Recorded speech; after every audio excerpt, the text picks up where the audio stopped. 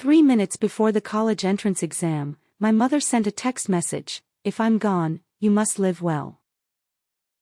In my previous life, it was this message that ruined me. I rushed out of the exam hall, frantically heading to the hospital, missing the college entrance exam and missing the life that was meant to be. She pretended to be sick, pretended to be pitiful, pretended to be the mother who loved me more than anyone in the world, pushing me to the brink of breakdown again and again. I was forced to drop out of school, trapped at home, becoming her living ATM for cashing in suffering points. At the age of 26, I fell from the hospital rooftop. Just before dying, I finally saw the words floating above her head. Those words told me that my mother was a task agent sent from another world. For 18 years, every accident she orchestrated, every tear she shed, was to exchange for suffering points, and I was her ATM. When I opened my eyes again, I was back 3 minutes before the college entrance exam. My dad's call came right after, his voice cracking: "Your mom swallowed sleeping pills, come home now." I clutched my phone, watching the words resurface above her head, and smiled. She wants me to break down, but I'll finish my exam. She wants to consume my suffering points, but I'll make sure she gets none first. Fourth in the province, these scores were snatched from her mouth with my own hands after I was reborn. There were many people outside the examination hall in June. I stood at the entrance of the teaching building with my admission ticket tucked in my pocket, running through the classical Chinese translation one last time in my mind. The phone vibrated, a text message from my mom: "If mom is gone, you must live well. I owe you so much in this life, and I can't repay it." I stared at the screen, my fingers not moving in time. Then my dad's call came in. The moment the call connected, he was almost shouting: "Your mom swallowed a whole bottle of sleeping pills, found her in the bathroom, pills all over the floor, come back now." Someone yelled on the other end: "Don't touch her, call an ambulance." The chaos was overwhelming.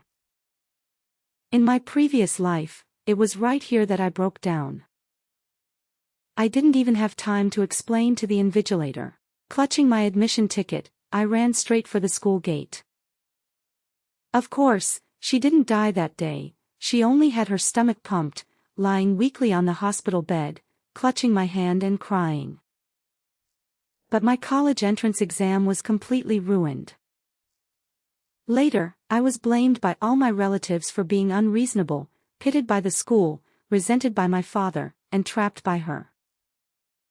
Year after year of illness, tear after tear, by her side for a full 8 years, until I died on the hospital rooftop. I finally saw the words above her head. Now those words have appeared again, lines of translucent text suspended in the air, visible only to me. Task agent initiates the ultimate suffering event. Target: create a suicide-related emotional trigger before the host's college entrance exam. Suffering value estimated, plus 200. One suffering point can be exchanged for 8 million energy points in the main world. I clutched my phone and smiled instead. Task her. Suffering value exchange. The truth that tormented me to death in my previous life was laid out before me right from the start of this one. A few more lines surfaced below: has been lurking in this world for 18 years, accumulating a total suffering value of 1,650. List of historical suffering events: host suffered food poisoning at age 6, suffering value plus 80. Host fell and fractured a bone at age 10, suffering value plus 120. Host was framed at age 15, nearly expelled, suffering value plus 150. My hands began to tingle. That year when I was 6, I drank a bowl of spare rib soup my mother had stewed, and in the middle of the night I vomited and had diarrhea, being rushed to the hospital for a full night of stomach pumping. She cried outside the emergency room for 3 hours, and even the nurses came to comfort her. At 10 years old, on a weekend, she took me to the park and I fell off the climbing frame, suffering a comminuted fracture in my left leg.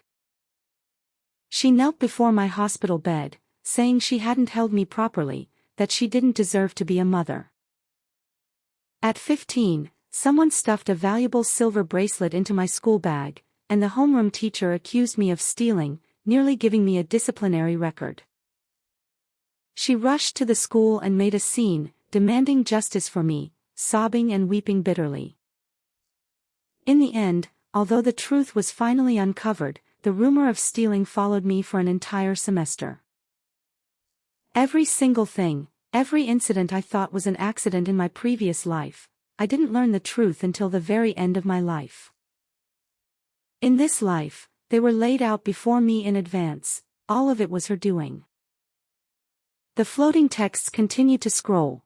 Supplement: during the host's theft incident at age 15, the silver bracelet was personally placed in the host's backpack by Fang Jinshu. The purchased channel has since been destroyed. The phone kept ringing. Gu Yuanjing's voice was completely hoarse. Say something, your mom is dying. Another line of text floated out. Poor kid, that's how he missed the college entrance exam in his previous life and never recovered from it. Fang Jinshu picked the timing perfectly. I clutched my phone, holding it tightly for a long time. In my previous life, I lost because I trusted her too much. In this life, I even feel it's a waste of time to look back. Then, hang up, turn off the phone, tuck it into the innermost compartment of my backpack, and zip it up. The examination room is on the 3rd floor. As I went up the stairs, my legs felt a little weak, but not because I was afraid. The invigilator checked the admission tickets at the door. I handed over my ID. Teacher, please keep my phone for a moment. She glanced at me, nodded, and pointed to a seat inside. I walked in and sat down, closed my eyes, opened them again, the floating words completely disappeared. All that remained before me were the exam paper and the answer sheet. In the previous life, she stepped on my breakdown to take away 2 billion. In this life, after 18 years of hard study, she still wants to turn me into a waste. I refuse. I will use my scores, my university, my future to shatter her script piece by piece. The last exam ended, and the sky had already turned pitch black. The school gate was packed with parents, some held flowers, others hugged their children and cried. No one was waiting for me. I stood under the streetlight for a while, then hailed a taxi to the city's first people's hospital. The driver glanced at me in the rearview mirror and said nothing. It was almost 9 o'clock when we arrived. The lights in the hospital corridor were cold and pale, and the smell of disinfectant was overpowering. Gu Yuanjing was leaning against the door of the ward, smoking. When he suddenly looked up at the sound of footsteps, he threw his cigarette to the ground and rushed over in 3 strides. When the slap came, I didn't flinch. My face turned to one side, my left ear buzzed, and there was a metallic taste in my mouth. You still know how to come back. Your mother took sleeping pills and you didn't come back. Are you made of stone? A nurse poked her head out in the hallway, then quickly withdrew. An old man pushing a wheelchair shook his head, probably thinking the kid was out of line. Gu Yuanjing's finger almost poked me in the nose. You didn't come after the Chinese exam, you didn't come after the math exam, you only showed up after everything was over. Are you even human? I slowly turned my face back. My left cheek felt hot, it must have swollen. In my previous life, after this slap, I knelt outside the hospital room crying, saying I was unfilial. But now, I just find it ridiculous. I looked at him. Is she dead? Gu Yuanjing stood there in a daze, his mouth slightly agape, but no sound came out. Floating text emerged once again. Ning did not break down, did not abandon the exam. The triggering conditions for the hardship event were not met. Fang Jinchu's operation this time has failed. Hardship value gained, 0. Due to the consumption of a large amount of disguised resources, Fang Jinshu cannot leave this world in the short term. Continue to lie low and wait for the next high hardship value event window. 8 million hardship points, who would be willing to leave? I shifted my gaze away from the floating text to the hospital bed. Fang Jinshu slowly opened her eyes. Her face was sallow, her lips chapped and peeling, with a catheter inserted in her left hand, and the back of her hand was bruised with purple and blue marks.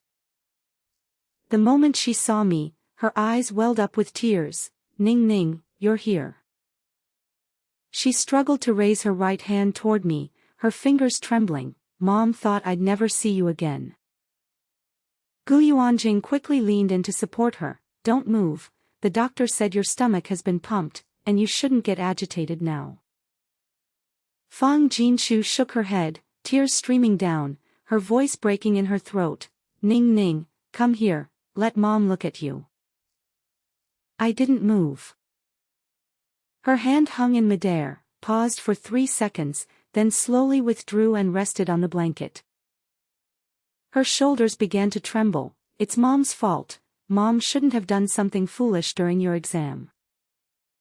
Gu Yuanjing turned his head and glared at me. Come over here and call her mom, she almost lost her life.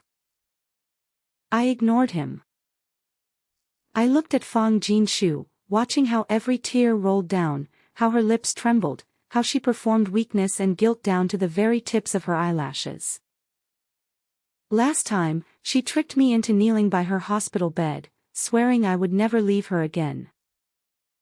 This time, she wants to put on the same act again. 18 years, and the acting has only grown more polished. The ward fell silent for a few seconds. A family member from the next bed coughed, probably wanting to smooth things over, but too embarrassed to speak up. Gu Yuanjing's fists were clenched so tightly that his knuckles turned white. I adjusted the straps of my school bag upward, just as long as she's not dead. I turned and walked out. Gu Yuanjing shouted something behind me, I didn't catch clearly. Sobs suddenly rose in volume, louder and louder. The corridor was long. The sound of my shoes stepping on the floor was even and steady. A few more lines of floating text drifted out. Cher Ning's reaction has seriously deviated from the original script. Original plot: Cher Ning abandons the exam, rushes to the hospital, wails and cries, and breaks down emotionally. Current status: Cher Ning remains emotionally stable. Fang Jinshu's suffering plan has completely failed. I stared at the words, completely failed. And for the first time, my chest loosened with relief. Revenge doesn't always have to be loud and chaotic. As long as I don't break down the way she scripted it, she won't gain a single cent. The last line of text changed color, turning dark red. Warning, Fang Jinshu will not let this go. The intensity of the next hardship event will escalate significantly. I stopped in my tracks, staring at that line of red text for 2 seconds, until it slowly faded away. Next time, there's always a next time. 1 week later, Fang Jinshu was discharged from the hospital on the same day. Someone came to the house. A girl was standing in the living room, about my height but thinner, with a low ponytail. She looked up and saw me, then immediately lowered her head, her voice so soft it was almost inaudible. Hello, sister. Before I could react, Gu Yuanjing spoke first. Ning Ning, sit down, there's something I need to tell you. He didn't look at me, staring at the unlit cigarette in his hand. Her name is Gu Yao, she's my daughter from outside. She's the same age as you. The words floated out. Gu Yao, born from Gu Yuanjing's extramarital affair, same age and birth month as Cher Ning. Fang Jinshu actively introduced the illegitimate daughter into the family. Purpose: to create a family-splitting hardship event. Estimated hardship value, plus 180. Fang Jinshu came out of the bedroom. The bandage on her forehead hadn't been removed yet, her face still pale, but she walked steadily. She stood between Gu Yuanjing and Gu Yao, staring at Gu Yao for a few seconds, then turned to me, her eyes welling up. Ning Ning, Mom kept it from you because I was afraid you couldn't bear it. Your father was with another woman when I was pregnant with you. Gu Yuanjing slammed his cigarette onto the coffee table and said nothing. Gu Yao lowered her head even further, her shoulders trembling. Fang Jinshu's voice grew louder, breaking into sobs. I've endured it for 18 years, 18 years, do you know how I've made it through? All the bitterness I swallowed was for you. I was afraid you'd grow up in an incomplete family. She covered her face and crouched down, crying uncontrollably, out of breath. Gu Yao suddenly spoke, her voice choked with emotion. Auntie, I'm sorry, it's all my fault, I shouldn't have come, I'll leave now. She took a step back toward the door. Fang Jinshu grabbed her wrist. Why are you leaving? It's not your fault.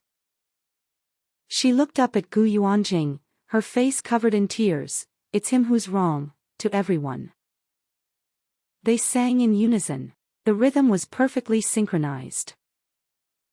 Floating words drifted by. Fang Jinshu's combination, the trigger condition for suffering value. Sher Ning loses emotional control and runs away from home. Original plot direction. Sher Ning makes a scene, slams the door, and leaves, ends up on the streets, encounters danger, and completely falls into ruin. The suffering value will reach the upper limit of this world. I finished reading the floating text. In my previous life, I really did slam the door and run away that night. It was raining, and I sat in the internet cafe until dawn. The next day I got a fever and was hospitalized, adding another big chunk of suffering points for her. This time, I didn't take a single step. Instead, I walked straight through them, entered my room, and closed the door behind me. Fang Jinshu's sobs paused outside the door, as if a record had been paused. 2 seconds later, they started again, louder than before. The drama outside the door lasted a full hour. Fang Jinshu cried, Gu Yao trembled, and Gu Yuanjing remained silent. The three of them worked together as if they had rehearsed dozens of times. I sat at the desk and flipped the college application guide to the 3rd page. Around 9 o'clock, Fang Jinshu knocked on the door. Ning Ning, come out and eat. Her voice had returned to normal, no longer crying, steady as if nothing had happened. I opened the door. She stood at the doorway holding a bowl of porridge, her expression gentle. It'll help cool you down. I didn't take it. I want to ask you something. Go ahead. Where does Gu Yao live? Fang Jinshu paused for a moment, a hint of unease flashing across her face. I let her stay in the guest room. Her mother ran off a couple of months ago, and she has nowhere else to go. Your dad said we can't just ignore her. I feel for the child too. I looked into her eyes. All right, from now on, she'll be eating and living here. Where will the expenses come from? Fang Jinshu didn't expect me to ask this and paused for a moment. From the household budget, of course, your dad's monthly salary. I mean my tuition, will that still be covered as usual? Fang Jinshu's smile froze for half a beat. Of course it will. You're my daughter, how could we not pay your tuition? I nodded and took the bowl of porridge. That's good. I closed the door. I didn't drink the porridge, I poured it into the bathroom sink. Words drifted out again. Fang Jinshu added a trace amount of emotional disruptor to the porridge. Effect: after consumption, symptoms such as anxiety, insomnia, and irritability will occur, lasting 3 to 5 days, undetectable by routine medical examinations. Purpose: to make Cher Ning make incorrect judgments during the college application period. I watched the green porridge at the bottom of the sink slowly drain away. She didn't even spare a bowl of porridge. I washed the bowl and put it back in the kitchen. As I passed through the living room, Guyao was huddled in the corner of the sofa, holding a glass of water. Seeing me, she immediately stood up. "Sister," she hesitated, then pressed her lips together. "I really don't want to trouble you." I didn't stop walking, no trouble at all. Back in the room, I locked the door, opened the phone memo, and started recording. First, do not eat any of Fang Jinshu's bowls of soup, cups of water, or meals. Second, all accidents, coincidences, and kindness surrounding me are to be silently considered as preludes to suffering events. Third, the college entrance exam results are not out yet, but no matter the score, I will fill out the application myself. Don't let anyone touch it. Fourth, the debts owed to me in the previous life. Don't rush to cry, don't rush to make a scene, record each one clearly, wait until there's enough evidence, then settle everything at once. On the day the results came out, I was in the hospital, not accompanying Fang Jinshu, but coming here for a comprehensive health checkup by myself. Registration, blood draw, X-ray, full set. The results came back all normal. In other words, the things Fang Jinshu poured into my body over the past 18 years didn't cause any permanent damage. She still has some sense of propriety. After all, if the tool breaks, it won't work anymore. In my previous life, I never understood why she always stopped at the edge of sufficiently painful but not fatal when harming me. Now I understand. The ATM can't be scrapped, otherwise, the suffering value won't keep flowing. As I stepped out of the hospital gate, my phone vibrated. It was a call from my homeroom teacher. "Cher Ning, 723 points, 4th in the province. Do you know what schools you can get into with this score?" She was practically screaming. I said, "I know, thank you, teacher." Hung up. The second call was from Gu Yuanjing. "Your mom said you left early this morning. Where did you go?" "Taking care of something." 723 points, have you heard? Your mom is over the moon and wants you to come back right away so she can cook you something delicious. I held the phone, the corner of my mouth twitching slightly, unsure if it counted as a smile. Cook something delicious. No need, I'll eat out. It was already evening when she got home. Several people were sitting in the living room, 2 sisters and a colleague of Gu Yuanjing's. Fruits and sunflower seeds were laid out on the coffee table. Fang Jinshu sat in the middle, smiling brightly. Our Ning Ning scored 723, 4th in the entire province. Several people began to praise her one after another. "This child is so determined. You're so blessed to have raised such an outstanding daughter." Fang Jinshu humbly waved her hand, but her eyes glanced in my direction. "It's all the child's own hard work. I just made sure she was fed." I continued changing my shoes without stopping. Guyao peeked out from the kitchen, wearing an apron and holding a plate of washed grapes. "Is sister back?" "Congratulations." Among the sisters, a woman with permed hair glanced at Guyao from head to toe, leaning close to Fang Jinshu's ear. Her voice wasn't low enough. "This is the one." Fang Jinshu's smile froze for a moment, then quickly returned. "Yao Yao, just put the grapes down, go do your homework." Guyao seemed to have been burned, lowered her head, placed the grapes on the coffee table, and turned to leave. As she passed by me, I caught the scent of dish soap on her. Floating words drifted out. Fang Jinshu's plan enters the next phase. Core strategy: shift all family resources and social attention to Guyao, make Cher Ning feel the pain of being replaced. Estimated suffering value, plus 120. After reading it, I walked into my room. I opened my laptop and logged into the college application system. First choice major institution, Tsinghua University. Confirm submission, change the password, only I know the new password. In my past life, she forced me to drop out of school by lying about having terminal cancer. In this life, she won't even get to lay a finger on my first choice application. Over the next 3 days, Fang Jinchu's attitude toward Guyao shifted completely. She stopped treating her as that poor child and started calling her my other daughter. During meals, Guyao sat beside Fang Jinshu. Fang Jinshu kept piling food and soup onto Guyao's plate, chattering non-stop, "Yao Yao, eat more, you're far too thin. This outfit of yours is worn out, I'll take you shopping for 2 new ones tomorrow, Auntie will pay." Gu Yuanjing sat across the table, his face a tangled mix of guilt and gratitude. You're not mad anymore?" Fang Jinshu sighed and tapped his wrist lightly with her chopsticks. "Why would I stay angry at a kid?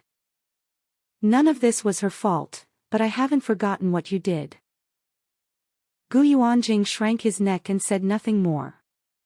I sat opposite them, quietly eating the loaf of bread I'd bought outside. Fang Jinshu shot me a glance. "Why are you eating bread? There's plenty of food on the table." "I'm not hungry." "You're such a stubborn girl, the college entrance exams are over, you ought to unwind a little."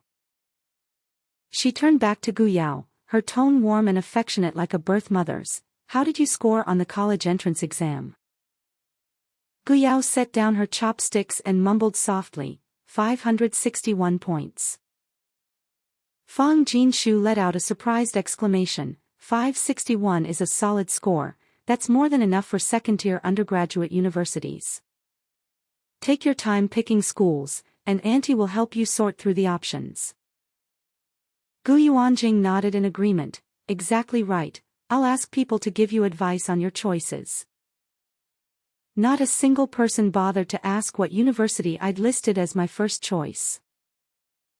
Floating words materialized before my eyes once again. Adjusting phase goals, Fang Jinshu discovered that Sher Ning is not easily triggered by direct hardships, so she shifted to a long-term draining strategy method, creating persistent emotional trauma through favoritism, neglect, and skewed resource allocation. At the same time, she is winning Guyao over to her side, creating a 2 versus 1 dominant position. I swallowed the last bite of bread and stood up. "Dad, my admission letter should arrive around early August. By then, tuition and accommodation fees will total about 23,000 yuan. Gu Yuanjing was peeling shrimp and paused for a moment. "Got it, I'll transfer the money then." Fang Jinshu suddenly butted in. Ning, can you do Mama a favor these 2 days? "What favor?" "Mom has 1 more chemotherapy session next week, it'd be reassuring to have someone with me." She said it lightly, as if casually mentioning it. The floating text coldly scrolled a line. Fang Jinshu's cancer is a virtual illness redeemable with points. Vital signs data are completely real, enough to fool any medical test, but there's no actual harm. Fang Jinshu herself will feel no discomfort. Purpose: to bind Sher Ning's time and energy through caregiving, consuming her preparation period before college. I glanced at Fang Jinshu. Her expression was soft, even a little wounded. A mother who has just finished chemotherapy asked her daughter to accompany her. It's only natural, who could say no? "Okay, which day next week?" "Tuesday, I'll go with you." Fang Jinshu smiled, reaching out to pat the back of my hand. "My Ning is still the most thoughtful." I didn't pull my hand away. Her fingertips were at normal temperature, unlike those of a chemotherapy patient. But I didn't mention this detail. On the day of chemotherapy, I pushed Fang Jinshu through the doors of the oncology department. She was wearing a hospital gown, a silk scarf tied around her head, and her complexion was perfectly tinted as sickly yellow. The nurses at the station glanced over and whispered, Is this the daughter who scored 723? What a filial child. Hearing this, Fang Jinshu smiled and waved her hand. The child felt sorry for me and insisted on coming along. Entering the chemotherapy room, she sat down, and the nurse attached an IV to her. I sat on the stool beside her, flipping through a college-level textbook I had prepared in advance.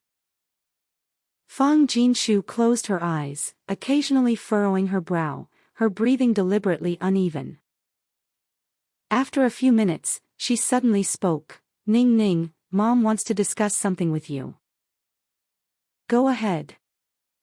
She opened her eyes and looked at the ceiling. Your grades are good enough for any school, but Mom's health is like this, and your dad is struggling to support the family alone, plus, the expenses for Yao Yao. She slowly turned her head to look at me, her eyes glistening with tears. Could you not go to a school so far away? Stay within the province, stay with Mom, and Mom will feel at ease. The floating text popped up instantly. Fang Jinshu is trying to change Sher Ning's college application direction. If Sher Ning gives up on Tsinghua University and stays in the province, Fang Jinshu will gain long-term control. Suffering points can enter a period of sustained and stable growth. I closed the textbook. The application has already been submitted. Fang Jinshu's expression froze for a moment, very brief, less than a second, then she forced a smile. What school did you apply to, Ning Ning? Tsinghua. There was a brief silence in the chemotherapy room. The patient in the next bed coughed. Fang Jinshu kept a smile on her lips, but I saw her hand with the four-line tighten. Tsinghua, that's great, Mom is happy for you. Her voice remained steady, but when she turned her head away and stopped looking at me, the floating text turned red. Fang Jinshu's internal state, plan obstructed, emotional fluctuations intense, reevaluating suffering value acquisition path, new strategy generating. I stared at new strategy generating for 5 seconds until it disappeared. After the chemotherapy ended, I pushed Fang Jinshu out into the hallway. Gu Yuanjing walked toward her, following behind him was Gu Yao, carrying a bag of fruit. Seeing Fang Jinshu, she quickly hurried over. Auntie, I bought your favorite cherries. Fang Jinshu's expression instantly changed, as if flipping a switch. Yao Yao, you silly child, why spend this money? She patted Gu Yao's head. You're more considerate than your sister. The words were spoken just loud enough for me to hear. I pushed the wheelchair without saying a word. Gu Yuanjing probably sensed the awkward atmosphere and quickly changed the subject. All right, let's go home. The car was very quiet on the way back. Fang Jinshu sat in the passenger seat, resting with her eyes closed. Gu Yao sat beside me, her hands resting on her knees, fingers twisting together. She hesitated for a long time before finally speaking softly. You ranked 4th in the province, that's really amazing. I gazed out the window. Yeah, I wanted to do better too, but no one ever looked after me when I was little, so my foundation is just too weak. A score of 561 isn't bad at all. She blinked, as if she hadn't expected me to say that. But you're still far behind. That's different. She fell silent, lowering her head to continue twisting her fingers. A line of floating texts quietly slipped out. Gu Yao's current faction affiliation, undetermined. Fang Jinshu is trying to turn her into a pawn for their side. Key variable, Gu Yao's own will. I glanced at Gu Yao. Her nails were trimmed very short, and her fingers bore rough lines from prolonged exposure to cleaning agents. Does this girl even know she's on Fang Jinshu's chessboard? In my previous life, I also saw her as the enemy who stole my father, and we tore each other apart until both were wounded. In the end, Fang Jinshu reaped the suffering points. In this life, I will no longer stab another person who is being used, but now is not the time to worry about that. The admission letter arrived when the courier called to ask me to go downstairs to sign for it. I was in my room organizing the books I was taking with me. I went downstairs, signed, and opened it, a hardcover with the school name embossed in gold, Tsinghua University Admission Notice, Major, Finance. I looked at it for 2 seconds, closed it, and tucked it under my arm as I went upstairs. When I entered, Fang Jinshu and Gu Yuanjing were sitting in the living room. There was an extra document on the coffee table, and Gu Yuanjing was flipping through it. Seeing what I was holding, Fang Jinshu stood up. Is that the notice? I placed the notice on the coffee table. Fang Jinshu picked it up and flipped it open, glanced at it, then closed it again. Ning Ning, how nice, she said, her smile lasting for 3 seconds. Then she picked up the document on the coffee table and handed it to me. Take a look at this too. I took it. It was a medical report. Fang Jinshu's name, stomach cancer, advanced stage. The metastatic lesions have spread to the liver and lymph nodes. Hospital seal. Date is 3 days ago. Last time the checkup said I needed a full re-examination. Fang Jinshu's voice began to tremble. The results are in, much worse than before. She sat back on the sofa, her hands folded on her lap, her fingertips turning white. The doctor said at most 8 months to a year. Gu Yuanjing turned his face toward the window, his Adam's apple moving twice. The floating text exploded before my eyes. Fang Jinshu spent 500 suffering points to redeem the virtual condition, cancer progression. New data, metastatic lesions, lymphatic spread, abnormal liver function indicators. All medical tests can verify this, but it causes no actual harm to Fang Jinshu herself. Objective: to completely bind Cher Ning with a countdown to death, forcing her to abandon college or drop out midway. If she gives up her studies to care for her mother, suffering points will increase by 500 at once. I stared at the diagnosis report, stamped with the red seal of a top-tier hospital. Anyone who sees this will believe it. Fang Jinshu's tears fell. Ning Ning, Mom doesn't want to be a burden on you, you should go to school, don't worry about me. The more she said, don't worry, the more she meant, you must take care of me. Gu Yuanjing finally spoke, his voice muffled. Maybe take a year off first, wait until your mom's treatment stabilizes before going. I can't let Ning Ning take a leave of absence. Good acting. The floating text drifted another line. Original plot. Cher Ning is emotionally manipulated by family ties and agrees to take a leave of absence to care for her mother. Afterward, Fang Jinshu will continuously escalate her condition, ultimately causing Cher Ning to lose her eligibility for enrollment entirely. The accumulated suffering points can reach over 2,000, enough for Fang Jinshu to purchase a full top-tier life system in the main world.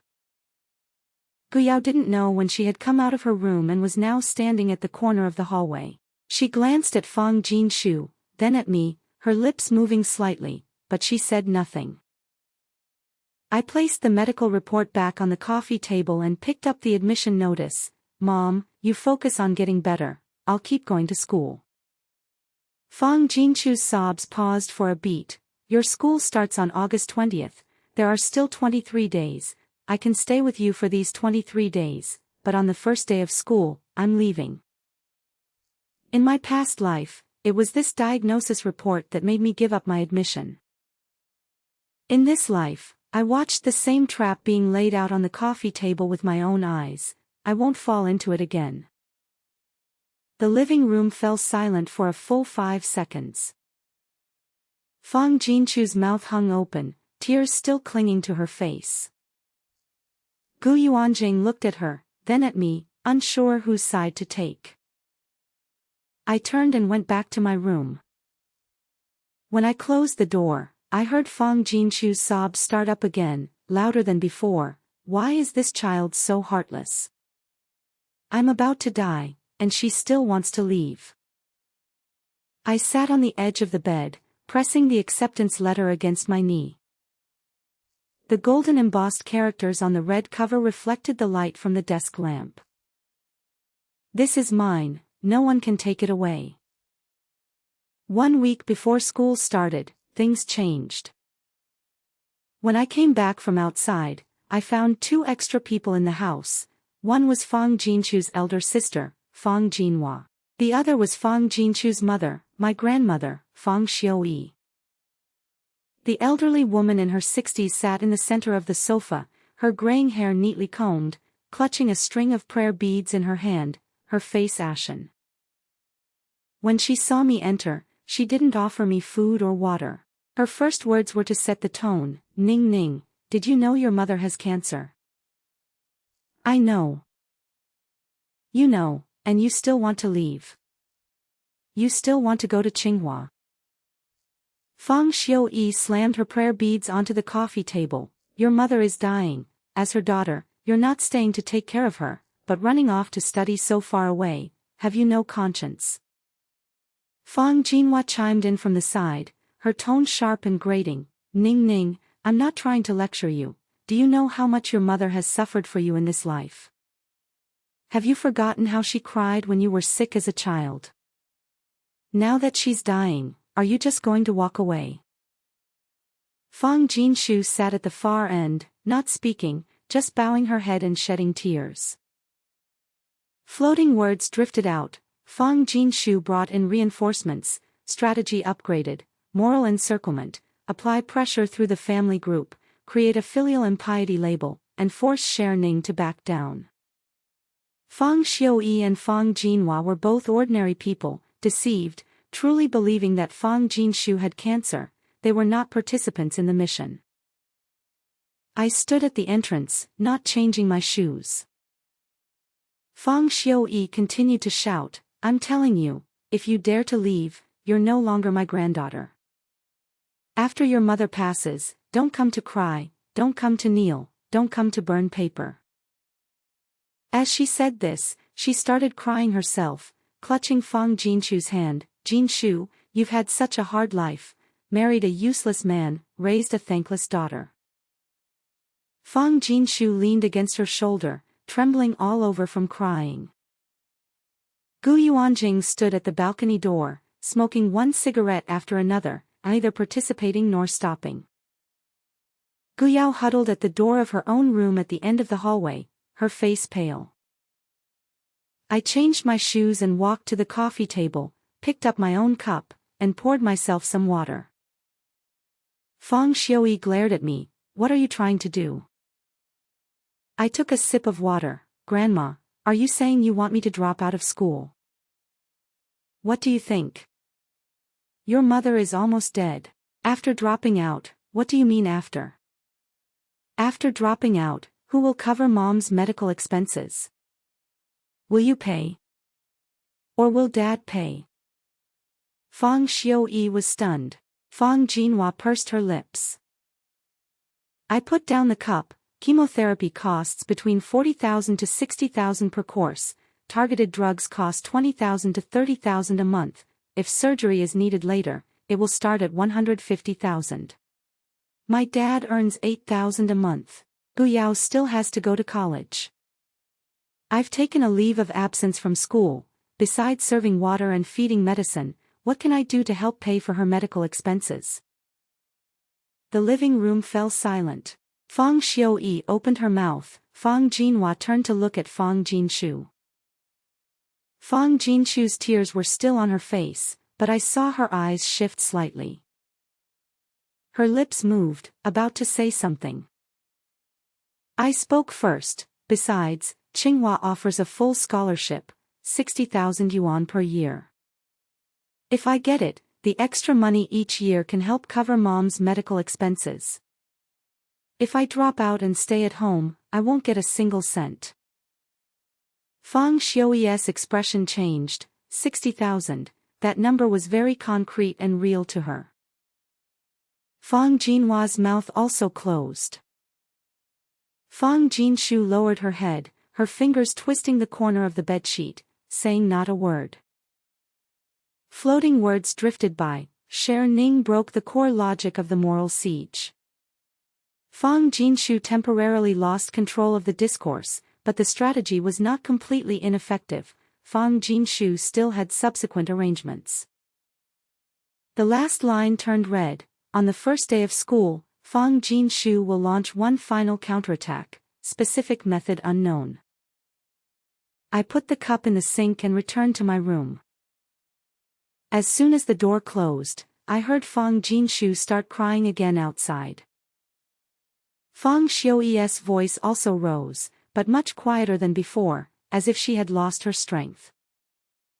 23 days, 7 days left. The day before school started, I packed my suitcase, a backpack, a suitcase containing clothes for all seasons, daily necessities, and a set of notes revised from high school. The backpack held documents, admission letters, bank cards, and a phone charger. Not much, in 18 years, that's all I could take with me. I ate dinner outside by myself. When I came back, it was almost 8 o'clock. As soon as I opened the door, I knew something was wrong. The living room lights were all on. Fang Jinshu was sitting on the sofa, Gu Yuanjing was sitting beside her, Fang Xiuyi was standing behind the coffee table, and Fang Jinhua had returned at some point and was sitting on the single sofa. Gu Yao was not there. All four of them turned their gaze toward the door in unison. Fang Jinshu's eyes were red, and she was clutching a piece of paper in her hand. Ning Ning, come sit here. Her voice had calmed down, no longer crying or making a fuss, her tone as if discussing something serious. I changed my shoes and walked over but didn't sit down, just stood there. Fang Jinshu flipped the paper over for me to see. It was a leave of absence application form. The header of Tsinghua University already had half of the required information filled in. The student's signature line was left blank. Sign it, Fang Jinshu looked up at me. Your father has already called the school, saying they can keep your enrollment status for a year. You can stay home and take care of your mom's treatment, and it'll be the same if you go next year. Yes, I called, Gu Yuanjing chimed in quickly. They said special circumstances allow for retention. Fang Xiuyi butted in, just 1 year, between your mom's life and 1 year, which one do you choose? Fang Jinhua nodded beside her. Fang Jinshu pushed the piece of paper toward me with her hand. Mom won't force you, you choose yourself. A pen lay on the table. The words exploded one line after another, rolling faster than ever before. Fang Jinshu's final obstruction plan initiated. Moral siege plus familial emotional blackmail plus institutional tools. Triple pressure applied. If signed, suffering value instantly plus 800. Victory completely secured. Original plot. Cher Ning compromises and signs under everyone's pressure, tears streaming down her face, drops out of school and returns home. Afterward, Fang Jinshu will continuously extend the treatment period until Cher Ning misses all enrollment windows. Cher Ning's life trajectory will be permanently altered. I stared at that piece of paper, black characters on white paper, stamped with the school seal. The blank signature line gaped like an open-mouthed trap. Everyone in the living room was watching me. Fang Jinshu's tears finally fell again, one drop hanging perfectly on her cheek. Ning Ning, please, I don't want to die. I want to live a few more years, to see you get married. Fang Xiuyi's lips trembled. Gu Yuanjing's hand rested on his knee, fingers twisting the fabric of his pants. Fang Jinhua looked down at her phone, pretending not to care, but her ears were perked up. I stood there, looking at Fang Jinshu for 5 seconds. Then I picked up the pen. Fang Jinshu's expression noticeably eased. Fang Xiuyi's lips curved up slightly. I wrote a line of text in the blank space next to the signature area, then I put down the pen and turned the paper around to face everyone. I won't sign. The moment those 3 words left my mouth, I could almost see my past self trapped at home, lifting her head from the darkness. Fong Jinchu's smile froze on her face. But I've written a few words, you can take a look. On the paper, my handwriting was neat and orderly. My tuition and living expenses don't require a single cent from home. The full scholarship from Tsinghua University is 60,000 yuan per year, enough to cover my 4 years of tuition and basic living costs. The remaining money each year, I'll send back home for my mother's treatment. But if I sign this leave of absence application, that 60,000 yuan will be gone. I'm at home now, and I can't earn that money. You calculate it, which option is more worthwhile? The living room was so quiet you could hear the sound of the air conditioner's vent. Fang Xiu's expression changed, shifting from ascetic to hesitant. Fang Jinhua slowly lowered the phone in her hand. Gu Yuanjing lowered his head. Only Fang Jinshu, the smile on her face gradually crumbled away. She hadn't anticipated this step. The floating text finally drifted away with one last line: Fang Jinshu's final counterattack plan failed. I picked up the leave of absence application form from the coffee table, folded it in half, then folded it again. I stuffed it into the sundries basket under the coffee table. High-speed train at 7 a.m. tomorrow, no need to see me off. I grabbed my backpack and headed toward my room. As I passed the hallway, I noticed that Gu Yao's door was slightly ajar. Her eyes peered through the crack, bright, her lips pressed tightly together. I didn't stop. I closed the door to my room and leaned my backpack against the suitcase. My phone vibrated with a text message: Ning Ning, you think you've won. No signature, the number is unfamiliar, but I know who it is. The floating text flickered for a moment at the end. The characters were blood red. Fang Jinshu urgently adjusted the strategy. The new plan is codenamed Lone Net, execution time, after Sher Ning arrives at Tsinghua University. The text cut off here, dissipated in the light of the room. I stared at that blank space for a long time. Forget about her plans. In my previous life, she locked me up for 8 years with a piece of paper. In this life, no paper can hold me. 7 o'clock tomorrow morning, I'm leaving. The high-speed train arrived on time. The sunlight was blinding as I exited the station. I pulled my suitcase through the crowd and took a taxi straight to school. A long line stretched in front of the main gate of Tsinghua University. The banner for the new student registration was hung in front of the administrative building, and everywhere were parents carrying large bags and small packages.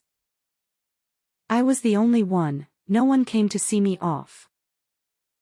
In my previous life, Fang Jinshu sat on the hospital bed crying and asking me, Ning Ning, are you really going to leave Mom? I couldn't bring myself to leave the house. In this life, I stood at the entrance of Tsinghua, dragging my suitcase by myself. No one came to see me off. It doesn't matter. Check in, collect dormitory keys, get a meal card, submit materials, everything was taken care of in one morning. The dormitory is on the 4th floor of Building 7, a 4-person room. 2 of the 3 roommates had already arrived. One is named Jiang Nan, very talkative and started introducing herself as soon as she walked in. I'm from Jiangdong, liberal arts major, my score isn't particularly high, but it's enough, luckily I applied early. The other is named Mu Qing, wearing black-framed glasses, quiet, just nodded at me and went back to making her bed.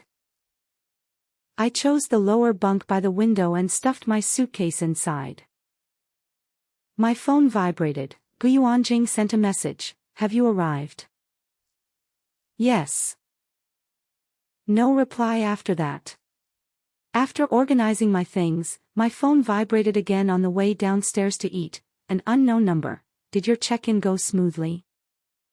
Mom is waiting for you at home. Fang Jinshu.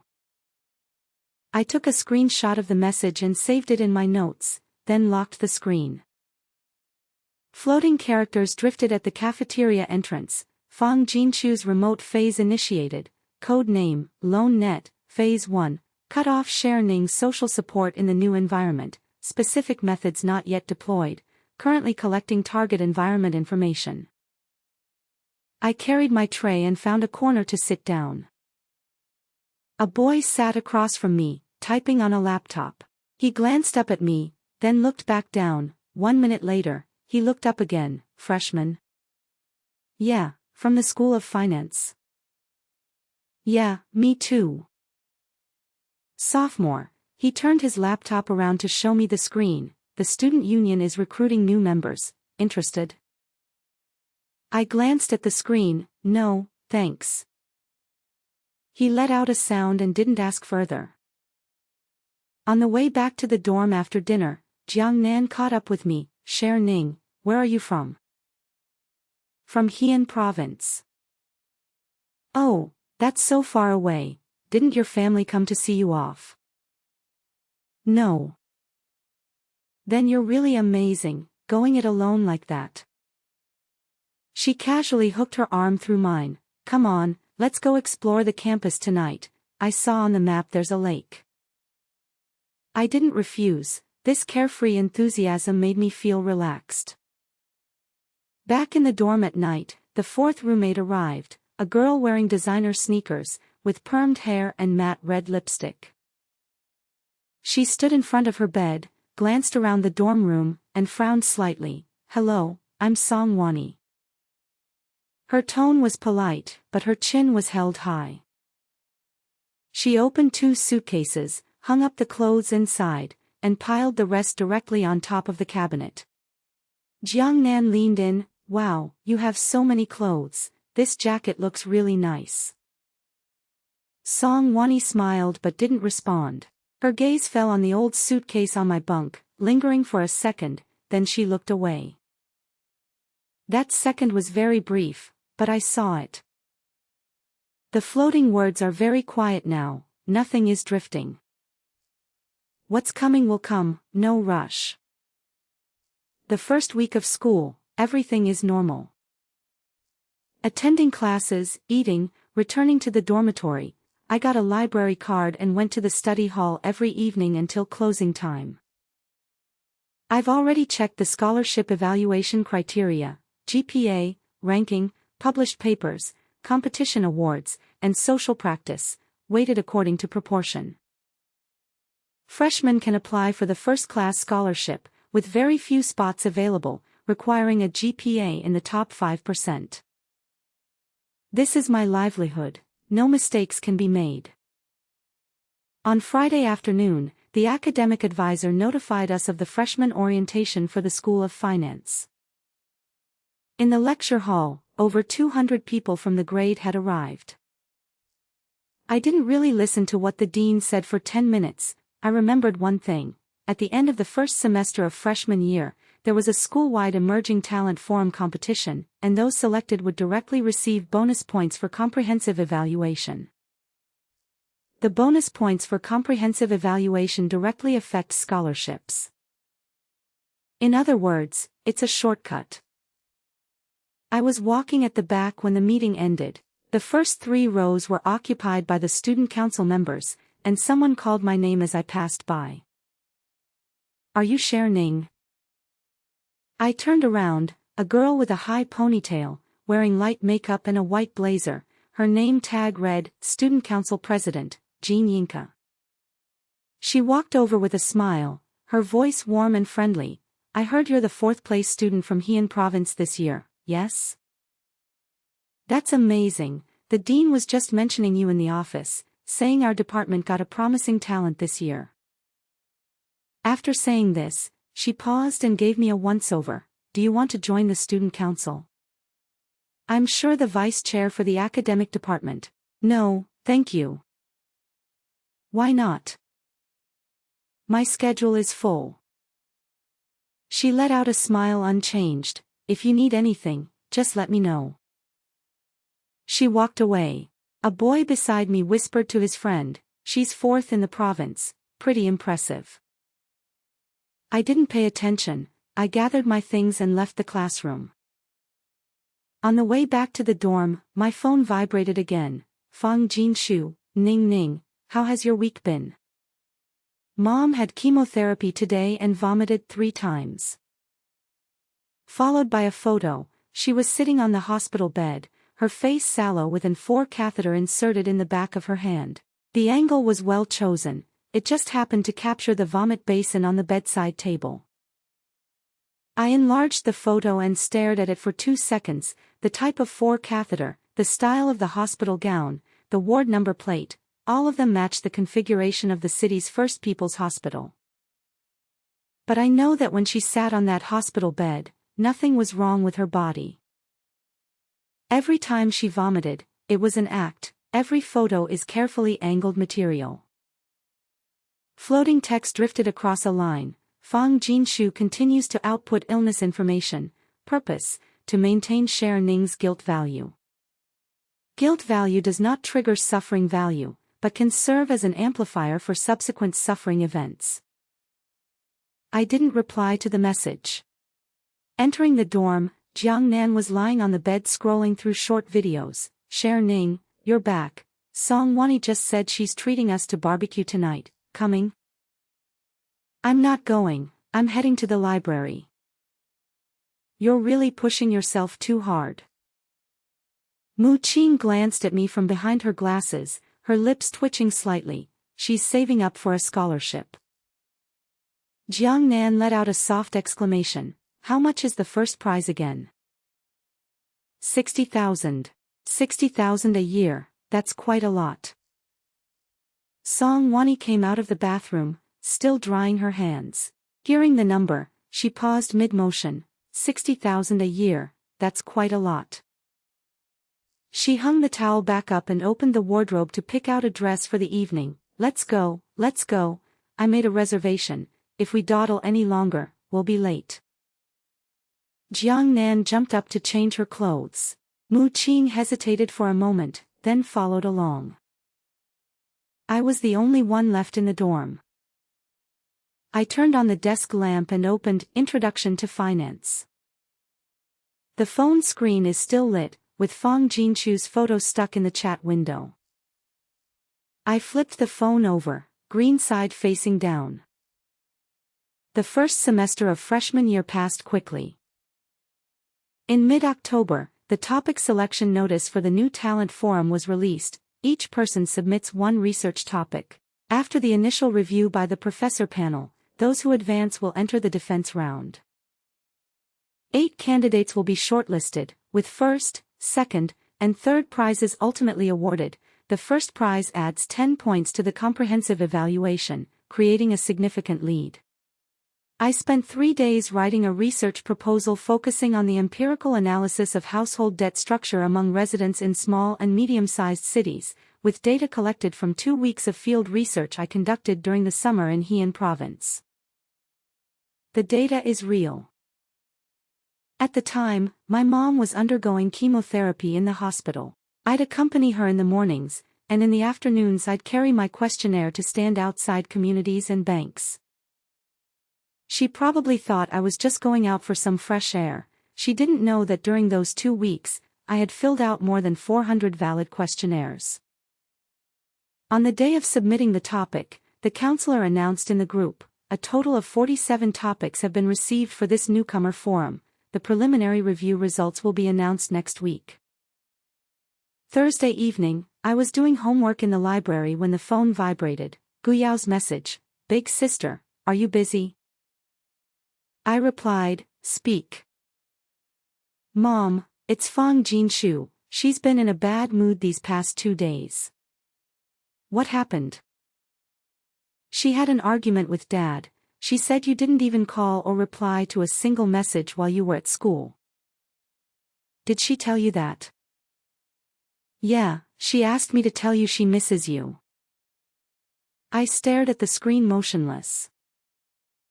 After a while, Guyao sent another message. Sister, I know the situation between you and Aunt Fong is complicated, I shouldn't interfere, but Dad has been under a lot of pressure lately. I typed 4 characters and sent it, I understand. Then I locked the screen.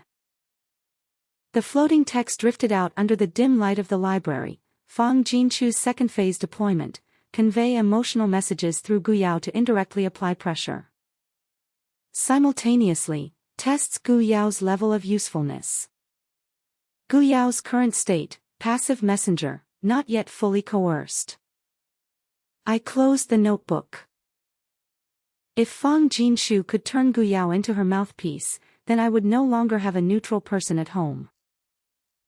This move is being played neither too hastily nor too slowly. Just as I was thinking, someone sat down beside me, Song Wani. She was wearing a very expensive-looking cashmere coat today, holding a takeaway coffee. What a coincidence, you're here too. I responded with a simple, She turned on the computer, tapped a few keys, then stopped. She didn't look at the screen, she looked at me. Did you sign up for the New Frontier Forum? Yeah. What topic? The debt structure of residents in small and medium-sized cities. Her lips curved slightly. Sounds pretty down to earth. The emphasis on down to earth was subtly pronounced. I didn't respond. She turned her gaze back to the screen. I chose the asset protection mechanism of offshore family trusts. I went to Singapore with my dad during winter break and gathered a lot of first-hand information. She said without looking at me, but every word was meant for me. I continued writing my homework, pretty good. She said nothing more. The library closes at 10.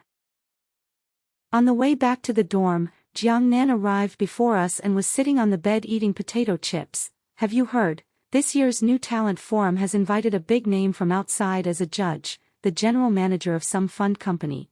I heard he's extremely strict. Mu Qin climbed into bed and pulled the covers over herself. Strict is good, keeps the watered-down topics from sneaking in. Song Wani didn't reply, taking off her coat and hanging it in the closet, carefully adjusting the color before getting into bed. I glanced at my phone. Fong Jinshu sent another message. Ning Ning, Mom had her 4th round of chemotherapy today, and her white blood cell count has dropped significantly. The doctor said she needs to be hospitalized for observation. Then came another photo. This one was taken from the window, showing the hospital lights against the pitch-black night. Caption: Mom is alone. I marked the message as read, no reply.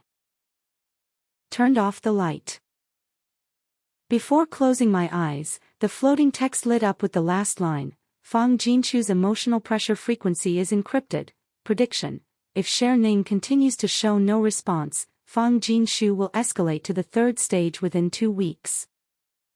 3rd stage content: direct intervention in the school environment.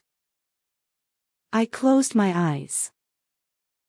2 weeks, enough for me to secure the preliminary review for the New Frontier Forum. The preliminary results were announced on a Monday. The counselor posted the list in the grade group chat. 8 people made the cut. I ranked 2nd. The first is Song Wani. The group chat exploded with congratulatory messages flooding the screen. Someone privately messaged me, Sher Ning, you're amazing, making it to the shortlist as a freshman. Only you and Song Wani from our year are freshmen. I replied with a, thank you. In the afternoon, the 8 shortlisted candidates were called to a preparation meeting in the small room of the college office. The tables were arranged in a circle, senior students, me, and the counselor. The counselor distributed the defense process. Each person had 15 minutes for presentation and 10 minutes for questions. 3 judges, 2 professors from the college and 1 external expert. The external expert's name flashed on the PPT, Han Jingli, founding partner of Real Capital. When I saw the name, the corner of my mouth curved slightly. Song Wani was sitting diagonally across from me. Her peripheral vision glanced over. That glance was fleeting, but I caught it. After the meeting, Jiang Nan was waiting for me in the dormitory. I found out that Han Jingli and Song Wani's father are business associates. It seems the two families even invested in some project together. Mu Qing adjusted her glasses. Isn't Song Wani guaranteed to win then? Jiang Nan shrugged. Who knows? Maybe they'll be fair. Mu Qing didn't speak, but glanced at me.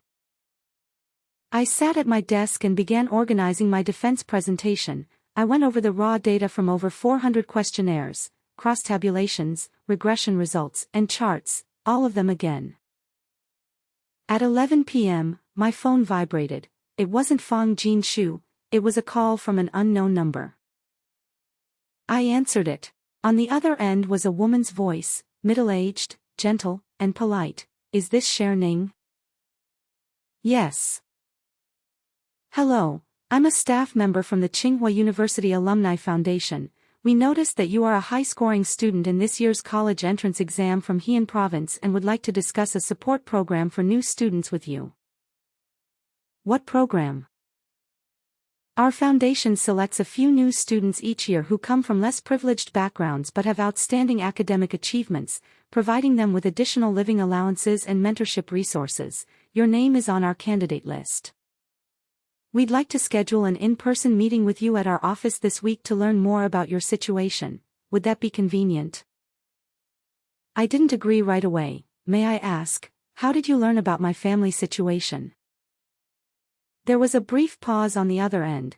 We conducted a preliminary screening based on the information submitted by the school regarding students from economically disadvantaged backgrounds. I didn't apply for any financial aid-related things when I enrolled. There was another pause. It might have been added by the department. I'll verify it for you. Okay, thank you. The call ended. I stared at my phone screen, where floating text slowly drifted into view. Phase 3 of Fang Jinshu's plan, using Cher Ning's campus identity for remote intervention. Method of operation: through Gu Yuanjing's local network, contact an administrative official at Tsinghua University and register Cher Ning as a poor student under the pretext of family hardship. Objective: to label Cher Ning as a poor student in the new environment. This label itself does not contribute to suffering points, but it will provide ammunition for future social attacks. I locked the screen. Fang Jinshu is in Heian Province, but her hand has already reached into the administrative system of Tsinghua University. Tomorrow, I need to go to the department office first. The next morning, there were no classes. I went to the department office. Teacher Chen, who was in charge of student affairs, was there. I'd like to check if there's any note in my student record indicating that I'm from a financially disadvantaged family. Teacher Chen clicked a few times in the system and then turned to look at me. Yes, it says, Special Hardship Family from the place of origin. Your enrollment materials included a family financial hardship verification form signed by your father. I had never seen that form before. Can I take a look at that form? Teacher Chen rummaged through the file box and pulled out a sheet of paper. Gu Yuanjing's signature. I recognized it. But all the information on that form, the annual household income, the debt situation, and the supporting documents for the mother's serious illness, were all crafted by Fang Jinshu. Even the attached photocopy of the hospital diagnosis certificate was included: late-stage gastric cancer. Teacher Chen, I request to withdraw this filing. She was taken aback. Revoke. This document wasn't submitted by me, and the content isn't entirely accurate. But your family situation is indeed. I currently don't need any subsidies that come with the identity of a financially disadvantaged student. If this identity affects scholarship evaluations, I don't need it either. I rely on my grades for evaluation, not on this. Teacher Chen looked at me for a few seconds, probably thinking this girl is a bit stubborn, but she still nodded. All right, I'll help you with the revocation process. write a written statement yourself and submit it. Okay, I'll give it to you this afternoon. On my way out of the department office, I ran into Song Wani. She was wearing a velvet jacket and holding a file folder, likely also here to take care of some business. She paused when she saw me, coming so early. Just some business. She glanced at the office sign and didn't ask further. How's your defense preparation going? Not bad, good luck. She smiled briefly and walked into the office. That smile was very proper, so proper that there wasn't a single piece of unnecessary information in it. In the afternoon, while I was writing the withdrawal statement in the study room, my phone vibrated. Guyuanjing, what were you doing at the college office? Your teacher called and said you want to withdraw your status as a financially disadvantaged student. The message carried a tone of accusation. I sent a reply. That form wasn't filled out by me. Guyuanjing didn't respond for a long time. 10 minutes later, he sent another message. It was your mom who asked me to fill it out. She said that way you could get financial aid at school and ease the burden on our family. I don't need any aid. Can you stop always going against your mom? I didn't reply again. Floating text drifted across a line. Cher Ning blocked Fang Jinshu's third phase cord deployment. Fang Jinshu is expected to adjust the strategic direction within 48 hours. I turned off my phone and continued writing the explanation. The revocation process is not difficult, however, Fang Jinshu's move reminded me of one thing. She doesn't need to be physically present, all it takes is a phone call, a form, a signature from her to change my situation hundreds of kilometers away. I must keep everything I can control firmly in my grasp, my grades, my identity, my information, none of it can fall into her hands. The New Talent Forum Defense Day. The lecture hall was half full, with not only the 8 presenters but also students attending as observers and a few teachers from other departments. 3 judges sat in the front row.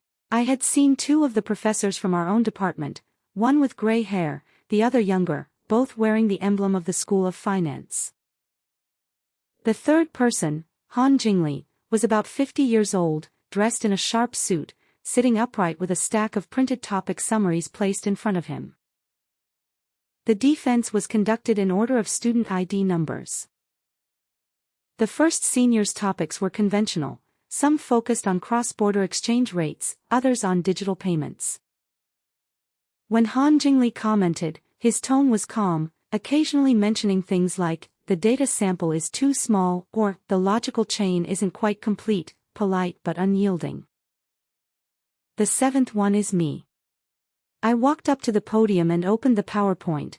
There were no fancy templates, just a plain white background with black text, and data tables took up more than half of the pages. Good morning, judges. My research topic is an empirical analysis of household debt structures among residents in third-tier cities. The data comes from field research conducted in 3 prefecture-level cities in Heian Province during this summer vacation, with 428 valid samples. Someone in the audience whispered, a freshman dares to do field research. I ignored it and continued speaking. 15 minutes used up to the 13th minute. The last 2 minutes were left for the conclusion. Research findings show that 62% of households in the sample cities have unnecessary debt, with 38% resulting from high-interest borrowing due to information asymmetry. The conclusion is, there are obvious structural blind spots in inclusive financial coverage in small and medium-sized cities. The PPT stopped at the final slide. There was silence in the audience for 2 seconds. The professor with graying hair spoke first. Cher Ning, you conducted field research of this scale in your freshman year, and the sample size is sufficient. I just have one question. How did you obtain these data? The data information of the respondents is very sensitive, most people wouldn't readily share it. I replied, through face-to-face interviews, I didn't ask them to provide specific figures, instead I used interval selection. Also, at the beginning of the questionnaire, I signed a confidentiality pledge, informing them that the data would only be used for academic research. Many people, upon hearing that a college student was conducting a survey, were willing to share. The professor nodded and didn't press further. Han Jingli flipped through the printed draft in his hand, looked up at me, pausing for a moment. This research direction, if pursued deeper, could connect with policy. Have you considered expanding it into a formal paper for submission?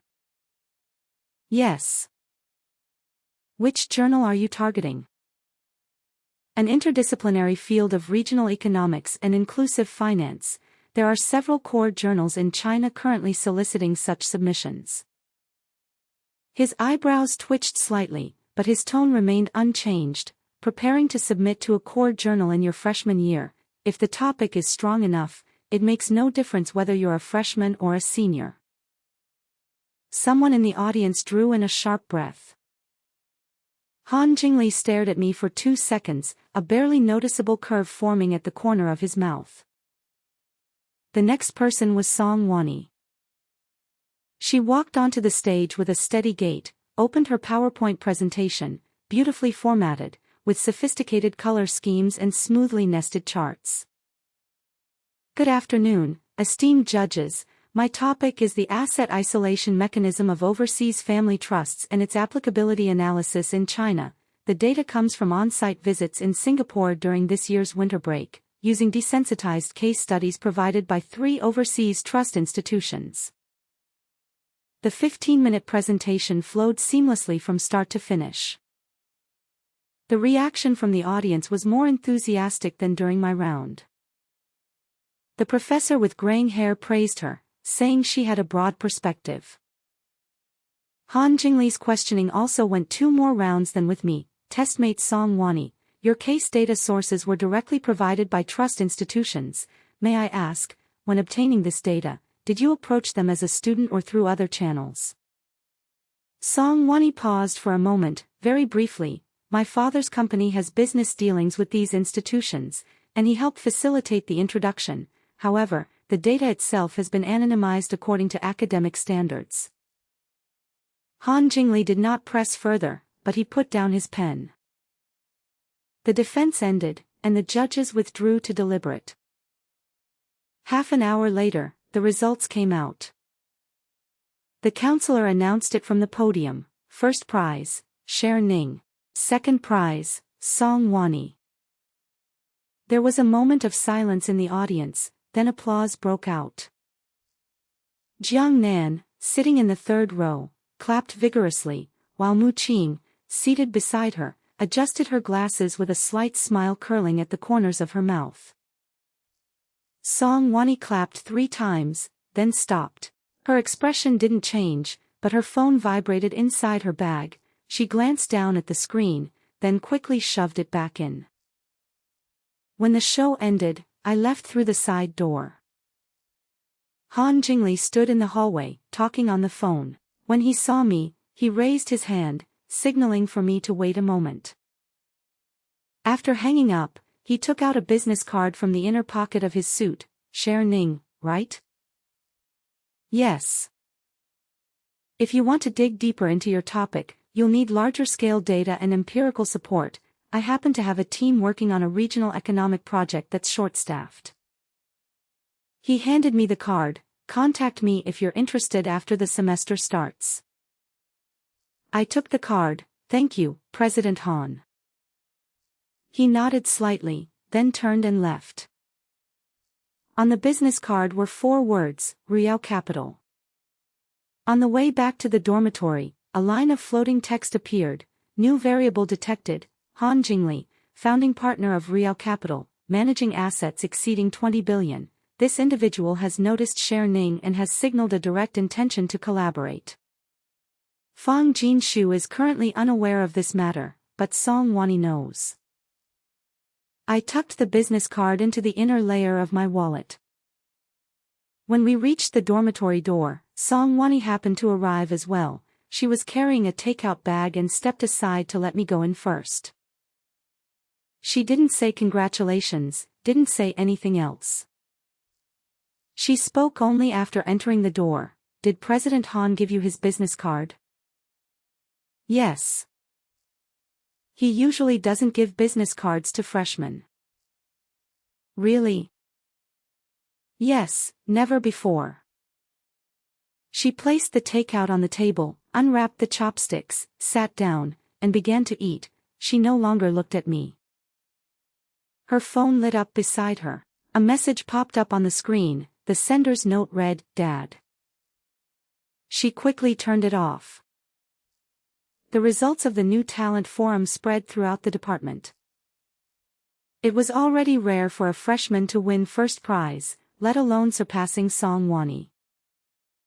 Song Wani's background isn't a secret in the School of Finance. Her father, Song Peiyuan, is the chairman of Wanyuan Group, originally from the real economy, who later ventured into the financial sector.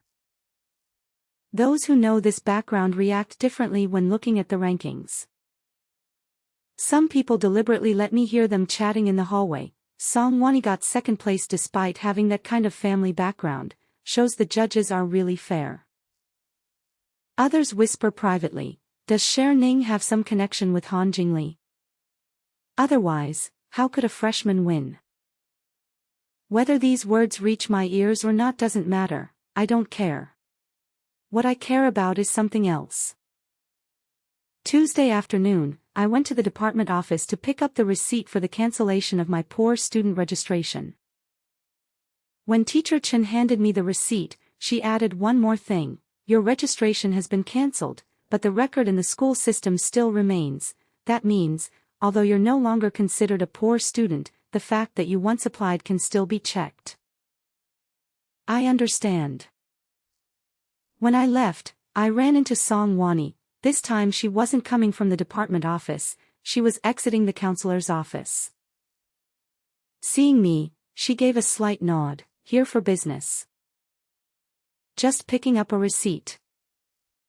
She hummed an acknowledgement and left, but after taking 2 steps, she stopped, as if remembering something. Sher Ning, about your poverty-stricken student record, I accidentally overheard Teacher Chen mention it to the counselor. She looked at me, her expression calm, none of my business, but if others find out, there might be some unpleasant talk, be careful yourself. With that, she left. I stood in the hallway, thinking for 3 seconds, was she warning me, or was she telling me she already knew? The difference between these two possibilities is quite significant. When I returned to the dorm, Jiang Nan gave me a piece of news. Do you know that Jean Yinka from the student council, the one who asked you to join before, I know, she praised you in the student council group chat today, saying that the new Frontier Forum brought honor to our department. Then someone replied underneath, I heard this Sher Ning's family is not well off and applied for financial aid back then. Jiang Nan handed me her phone screen to show me the chat screenshot. Someone was anonymous, but the outline of the ID looked familiar to me. Mu Qing leaned down from the top bunk. Was it someone from Song Wani's side who spread it? Hard to say. I handed the phone back to Jiang Nan. It's fine, I've already withdrawn the financial aid application. But others don't know you withdrew it, those who want to know will check, those who don't, nothing we say will matter. Jiang Nan sighed, really, don't let things get to you. I suppose I really don't let things get to me. It's not that I don't care, it's just that what I care about is different. What I care about is not how others view my family background. What I care about is that even though Fang Jinshu is far away in Heian province, the poverty-stricken student application form she created has now become a hidden landmine on campus. And Song Wani, whether or not she was the one who leaked that information, is already standing right next to this landmine. At night, I studied in the library until 9:30. On my way out, I ran into someone at the stairwell, Jean Yinka. She was holding a bag of printed materials and smiled when she saw me. Sher Ning, I was just looking for you. What is it? There's an external presentation event by the student union at the end of the year. The department wants to send 2 representatives to speak on stage. I've nominated you. I'm not in the student union. You don't need to be, you're an outstanding new student representative from the department, this qualification is enough. She leaned in closer, lowering her voice. The other spot is for Songwani, you two will go up together, the dean personally decided. I looked into her eyes, all right. She patted my shoulder, don't worry, it's just a presentation speech, nothing difficult, I'll send you the materials. She walked away. On the way back to the dormitory, a line of floating text appeared, new event triggered, participants in the year-end public event include school leaders, corporate representatives, alumni foundation members, and others. Songwani will be on stage with Cher Ning. Fang Jinshu doesn't know about this yet, but someone will let her know. The last line changed color. Fang Jinshu called Songwani's father today, duration, 26 minutes. The next day at noon, Guyao sent a message, Sister, Aunt Fang said you won first prize at school, she's very happy. I glanced at it, how did she know? She said someone at school told her, someone she knows. Fang Jinshu's connection through Gu Yuanjing's local network was indeed still functioning. She pushed the issue of the poor student to the forefront and also obtained the news from the New Talent Forum. She wove a web outside, and it stuck to me. I looked back at Guyao, how's her chemotherapy going? The indicators were okay last week, the doctor said it's under control for now. Good. I closed the chat window. I had a class in the afternoon, the midterm for Introduction to Finance. After the exam, Songwani was waiting at the classroom door. She wasn't waiting for me, but for one of her friends. But when she saw me coming out, she called me over. Cher Ning, what direction are you planning to talk about for the public event? Not decided yet. The dean said we should each present different angles. I'm thinking of focusing on the international perspective. If you go with empirical research, it might complement it better, okay? She nodded. Her friend walked over, a girl in a coat, glanced at me and whispered something into Songwani's ear. Songwani's expression didn't change, and she shook her head slightly. The girl looked at me again with a scrutinizing gaze. I'm leaving the library in the evening when a message popped up on my phone. Ning Ning, Mom heard you're doing really well at school, Mom is really proud of you. Followed by another paragraph. It's not easy for you, Mom knows. If you need money, just tell Mom, and I'll scrape together every penny I have. I stared at this message for 5 seconds. Sell everything you have, to a person who holds suffering points and whose cancer is entirely fake, telling me to sell everything I have. I didn't reply. But then the second message came, Ning Ning, there's one more thing, Mom recently received a call saying you have an external event at school, if it's convenient, I'd like to come see you. My finger paused on the screen. She wants to come. She kept me trapped in Heian, and I never even set foot through the gates of Tsinghua. Now, just as I found my footing in this life, she's already chasing after me.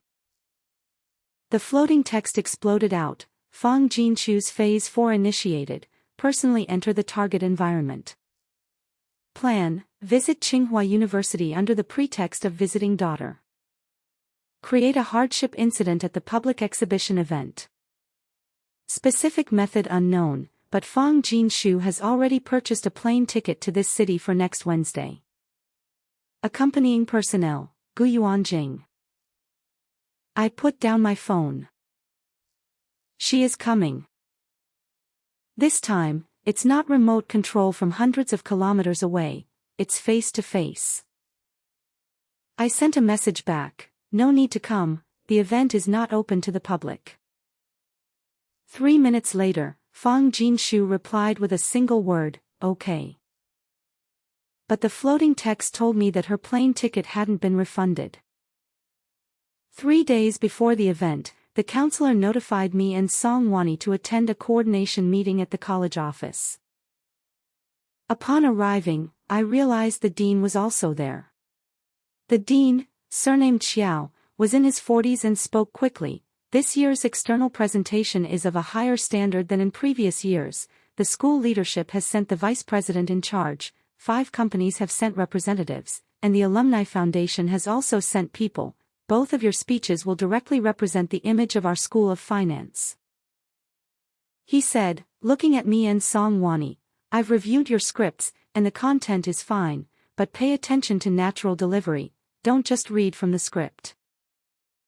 I nodded. Song Wani also nodded. Dean Xiao added another sentence, Han Jingli will also be coming, he's a trustee of the Alumni Foundation. Song Wani's eyes flickered slightly. After the meeting adjourned, Song Wani walked beside me. There was a few seconds of silence. Han Jingli seems to have a good impression of you. Just met him once at the New Talent Forum. One meeting is enough. He doesn't approve of someone, he won't even give them a business card. So what? She glanced at me, nothing much, just reminding you, on the day of the event, he'll be sitting in the front row, your performance will determine whether his judgment of you is sustainable. That's something I should say, what do you mean? Han Jingli has a business partnership with your father, that's why, your performance on that day needs to be even more sustainable. Song Wani stopped walking. She stared at me for a second, then gave a slight smile. You're different from the other freshmen. How so? You're not afraid of trouble. She walked away.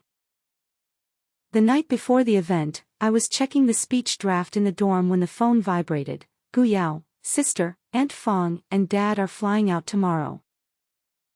How do you know? Aunt Fong asked me to help her pack. What did she say? She said she wants to visit you at school. She also brought your favorite date cake.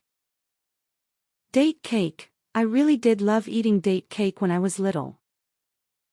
When I was 7, Fong Jinshu baked a tray of date cakes for me. I ate half the tray and started having diarrhea in the middle of the night. It turned out to be a salmonella infection, and I was on N4 drip in the hospital for 3 days. Fong Jinshu cried for 2 days, saying she didn't pay attention to hygiene while cooking. Floating text drifted across a line. Review of the 7-year-old date cake incident involving Fong Jinshu. Salmonella was artificially implanted. Suffering value +60. I put down my phone. Sister, are you still there? Yes. Do you not want them to go? I thought for a moment. Yao Yao, I need your help. What help? After Aunt Fong arrives, send me her itinerary, where she goes, who she meets, what she says. Why do you trust me? There was a long silence on the other end. I believe you. Then help me. Okay. I locked the screen. The floating text finally drifted away with one last line. Gu Yao's faction status update, leaning toward Ning, but Fong Jinshu hasn't noticed yet. The day of the event, the tiered lecture hall was packed with people. The first 2 rows were occupied by school leaders, corporate representatives, and Alumni Foundation members. Han Jingli sat in the second seat on the right, his suit as impeccably tailored as last time. The middle rows were occupied by representatives and teachers from various departments. Behind them were students attending as observers. Song Wani and I sat in the reserved seats on the side of the podium, separated by 1 seat. The vice president in charge spoke for 10 minutes, then it was time for the departments to present. The School of Finance ranked 3rd. Dean Xiao gave a 5-minute briefing on the school situation, then invited me and Song Wani to take the stage. Song Wani spoke first. Her PowerPoint presentation was as polished as ever, her delivery steady, her logic clear, and she cited 2 cases from Singapore, which indeed gave it an international perspective. There was scattered applause after she finished. Han Jingli did not applaud, his fingers rested on the armrest of the chair, his expression blank. It was my turn. I walked to the center of the podium but didn't open the PPT. Hello everyone, my name is Sher Ning, a freshman at the School of Finance. Today I won't talk about theory, I'll tell a true story. This past summer, I conducted field research in a third-tier city in Heian province. One afternoon, I knocked on the door of a family that had transitioned from rural to urban status. The male head of the household was a taxi driver, 61 years old. His wife had diabetes, and her monthly medication cost over 2,000 yuan. His annual income was less than 40,000. I asked him, "Have you considered taking out a loan from the bank to help with cash flow?" He replied, "Banks don't lend to people like us." I asked, "Why not?" He pulled out a stack of papers, repayment statements from a certain online lending platform with interest compounding. He had been repaying for 3 years, yet the principal had not decreased at all. A few people in the audience began to sit up straight. I continued my story. It took 8 minutes, not a single word was wasted. Every piece of data came from those over 400 questionnaires, every example was heard by me face to face. Finally, I stood still. The financial problems of families in small and medium-sized cities are not in textbooks, but in the driver's seat of taxis, at the counters of pharmacies, and in neighborhoods that banks are unwilling to enter. Thank you. The audience fell silent for 2 seconds, then the applause was twice as loud as the previous round. Han Jingli clapped 3 times, not many, but very clear. As I stepped down, Song Wani's gaze swept over me, her lips pressed together, but she said nothing. During the break in the event, I went to the hallway to get some water. The phone vibrated. "Guyao, sister, Aunt Fong has arrived, she's at the entrance of your school now." My hand paused on the water dispenser button. What is she doing? "She took a taxi directly here. Dad is waiting at the hotel. She said she wanted to go straight to the event site to find you." "Can she get in?" "She told the security guard she was your mother, coming from another province specifically to see you. The guard had her register and let her in." I put down my water cup. Floating text exploded. Fang Jinshu has entered the Tsinghua University campus. Target, External Exhibition Activity Hall, straight line distance to the hall, 400 meters, estimated arrival time, 8 minutes. I turned and walked toward the hall. The second half of the event was about to start in minutes. As I reached the entrance of the auditorium, a figure appeared at the far end of the corridor, Fang Jinshu. She was wearing a dark gray thin coat with a scarf around her neck. Her face, even with makeup, was a sickly yellow, and her hair was thinner than the last time I saw her. When she saw me, her eyes instantly turned red. "Ning Ning." She approached, her steps unsteady, moving with the careful caution typical of a patient. "Mom came to see you." She reached out to grab my arm. I took a step back. "What are you doing here?" "Mom misses you. I couldn't stay at home any longer. I just wanted to see how you're doing at school." Tears were already welling up in her eyes, her voice choked. "Ever since you left, Mom hasn't been able to sleep a wink. Chemotherapy is so unbearable, but I gritted my teeth and endure." Someone passed by in the hallway, glancing at us. A person who looked like a teacher slowed their pace, their expression filled with sympathy.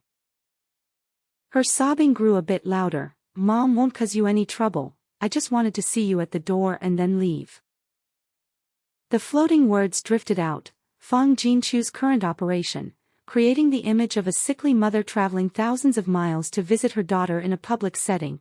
Any witness will form a moral judgment unfavorable to Sher Ning.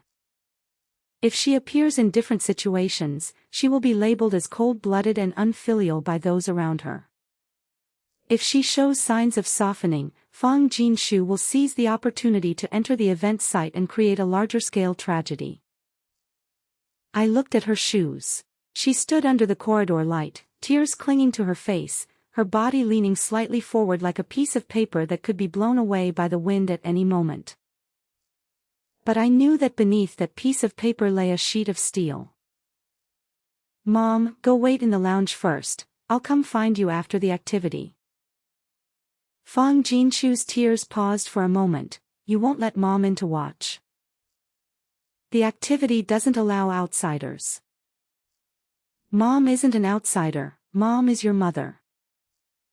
Her voice rose just enough to make passers-by glance over again. "Mom will just sit in the last row, take one look at you and leave." I looked at her in silence for 3 seconds. "The lounge is the second door on the right, there's water inside, you go sit down first, I'll be right there." Fang Jinshu's mouth moved, wanting to say something more, but footsteps came from the end of the corridor.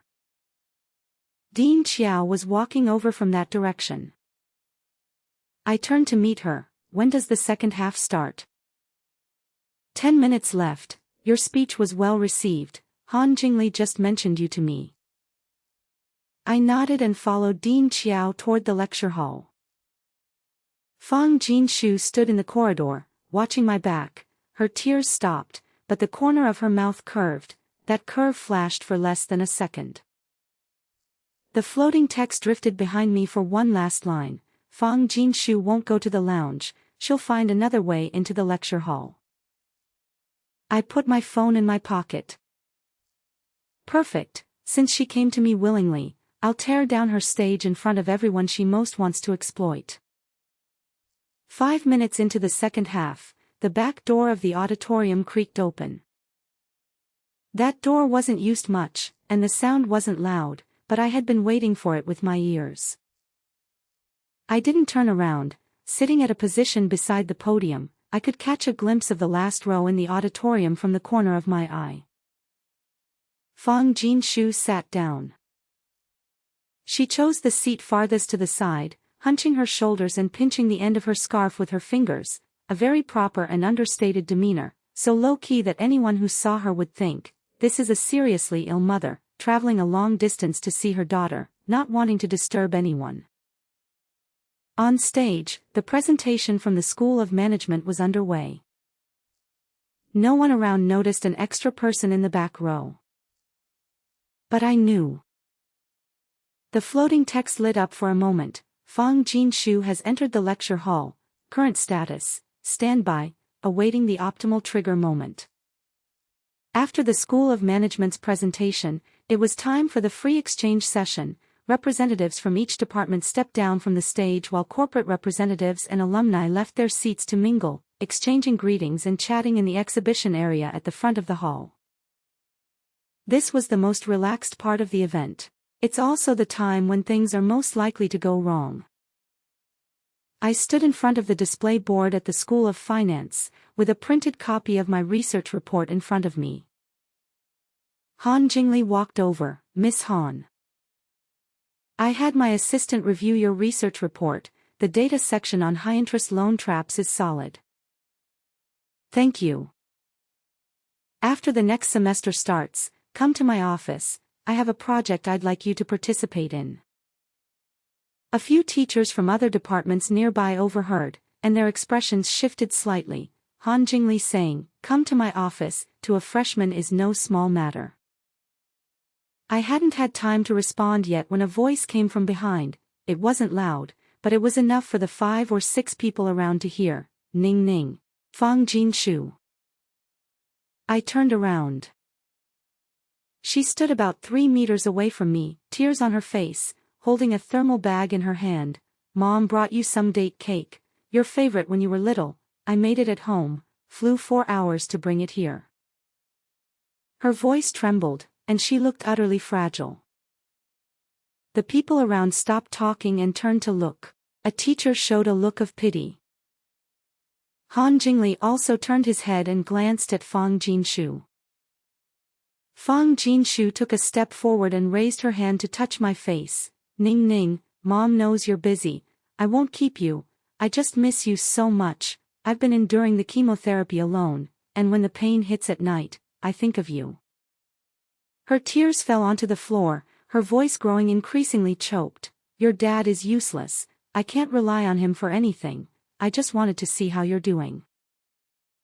One of the female teachers had already taken out a tissue and handed it over. Is this your mother? Your mother came to see you, why aren't you helping her?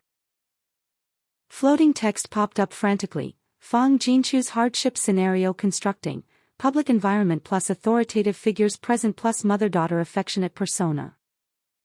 If Ning refuses or acts coldly, she will be labeled as unfilial in front of all present. Everyone will sympathize with Fang Jinshu and question Ning.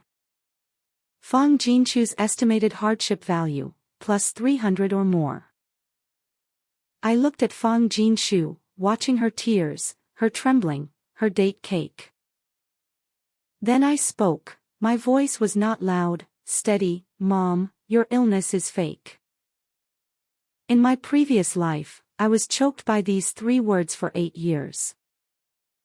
In this life, I handed the knife to her hands in front of the teacher, alumni, and leaders she most wanted to exploit. The air in the lecture hall froze. Fang Jinshu's tears caught halfway. What, Ning, what are you saying? Your gastric cancer diagnosis is fake, your chemotherapy reactions are fake, the sallow complexion on your face right now is the result of makeup. My voice was flat. Everyone around froze in place. The female teacher who handed over the tissue stood with her mouth agape, unable to close it. Han Jingli set down the coffee cup in his hand. Fang Jinshu's expression finally changed, not a collapse, but a crack, the expression when that carefully maintained shell develops a crack. Her lips moved twice. Ning, how could you say that to your mom? Didn't you see mom's diagnosis report? The hospital's stamp.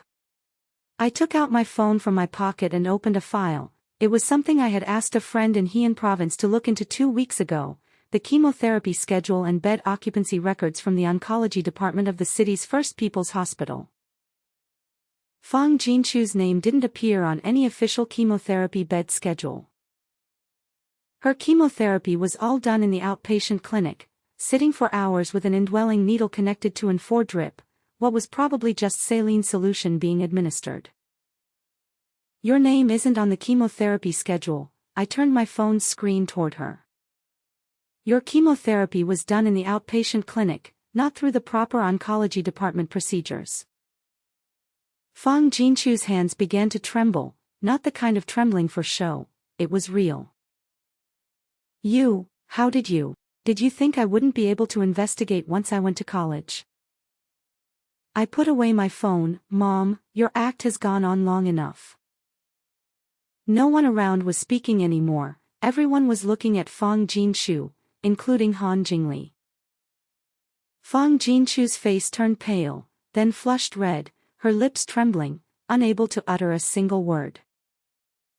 She clutched the insulated bag and took a step back, another step back, then she suddenly turned and pushed open the back door. Her footsteps were fast, as if she were running. The lecture hall fell silent for a full 5 seconds. The female teacher glanced at me, then at the door, and slowly put the tissue away. Han Jingli picked up his coffee cup and took a sip. He looked at me without saying a word, but something in his gaze had changed. It wasn't sympathy, it was something else.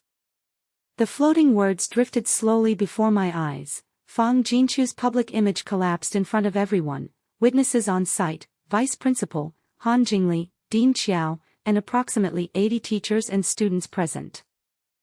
Fang Jinshu's gain in suffering value this time, 0. Fang Jinshu's reputation loss, irreversible. Ning's reputation change, unknown, further observation required. I stared at the words, gain 0, and irreversible, and for the first time, I tasted a real sense of satisfaction. In her previous life, she relied on my tears to make money. In this life, I will make her lose money every time she acts. I returned to the front of the display board and adjusted the position of the printed report slightly. My hand didn't tremble. The day after the event ended, things escalated. With so many people present, it was impossible for the incident not to spread. The group chat for the School of Finance erupted in chaos. Did Ning really say in front of all those leaders at the event that her mother was faking illness? Wasn't it just pretending? Is it true or not? I saw it with my own eyes. Her mother turned pale and ran off. That's too harsh, exposing her own mother in public like that. There were all kinds of opinions. About half of the people sided with Fang Jinshu, feeling that even if the mother had a problem, it shouldn't have been brought up publicly in such a setting. There were also some who sided with me, but their voices were quieter. They thought if the cancer was indeed fake, then this mother was truly outrageous. But most people were just watching for entertainment. At lunchtime, Song Wani sat across from me. She put down her tray and wiped her hands with a tissue. Everyone in the school is talking about you. Did you know she was coming? I glanced at her but said nothing. She raised an eyebrow. If you knew in advance, then your actions yesterday weren't impulsive, they were planned. How can you be so sure? Because when you were saying those things, the evidence on your phone was already prepared. No one could pull up chemotherapy scheduling records on the spot. She paused here. Ning, you're more complicated than I thought.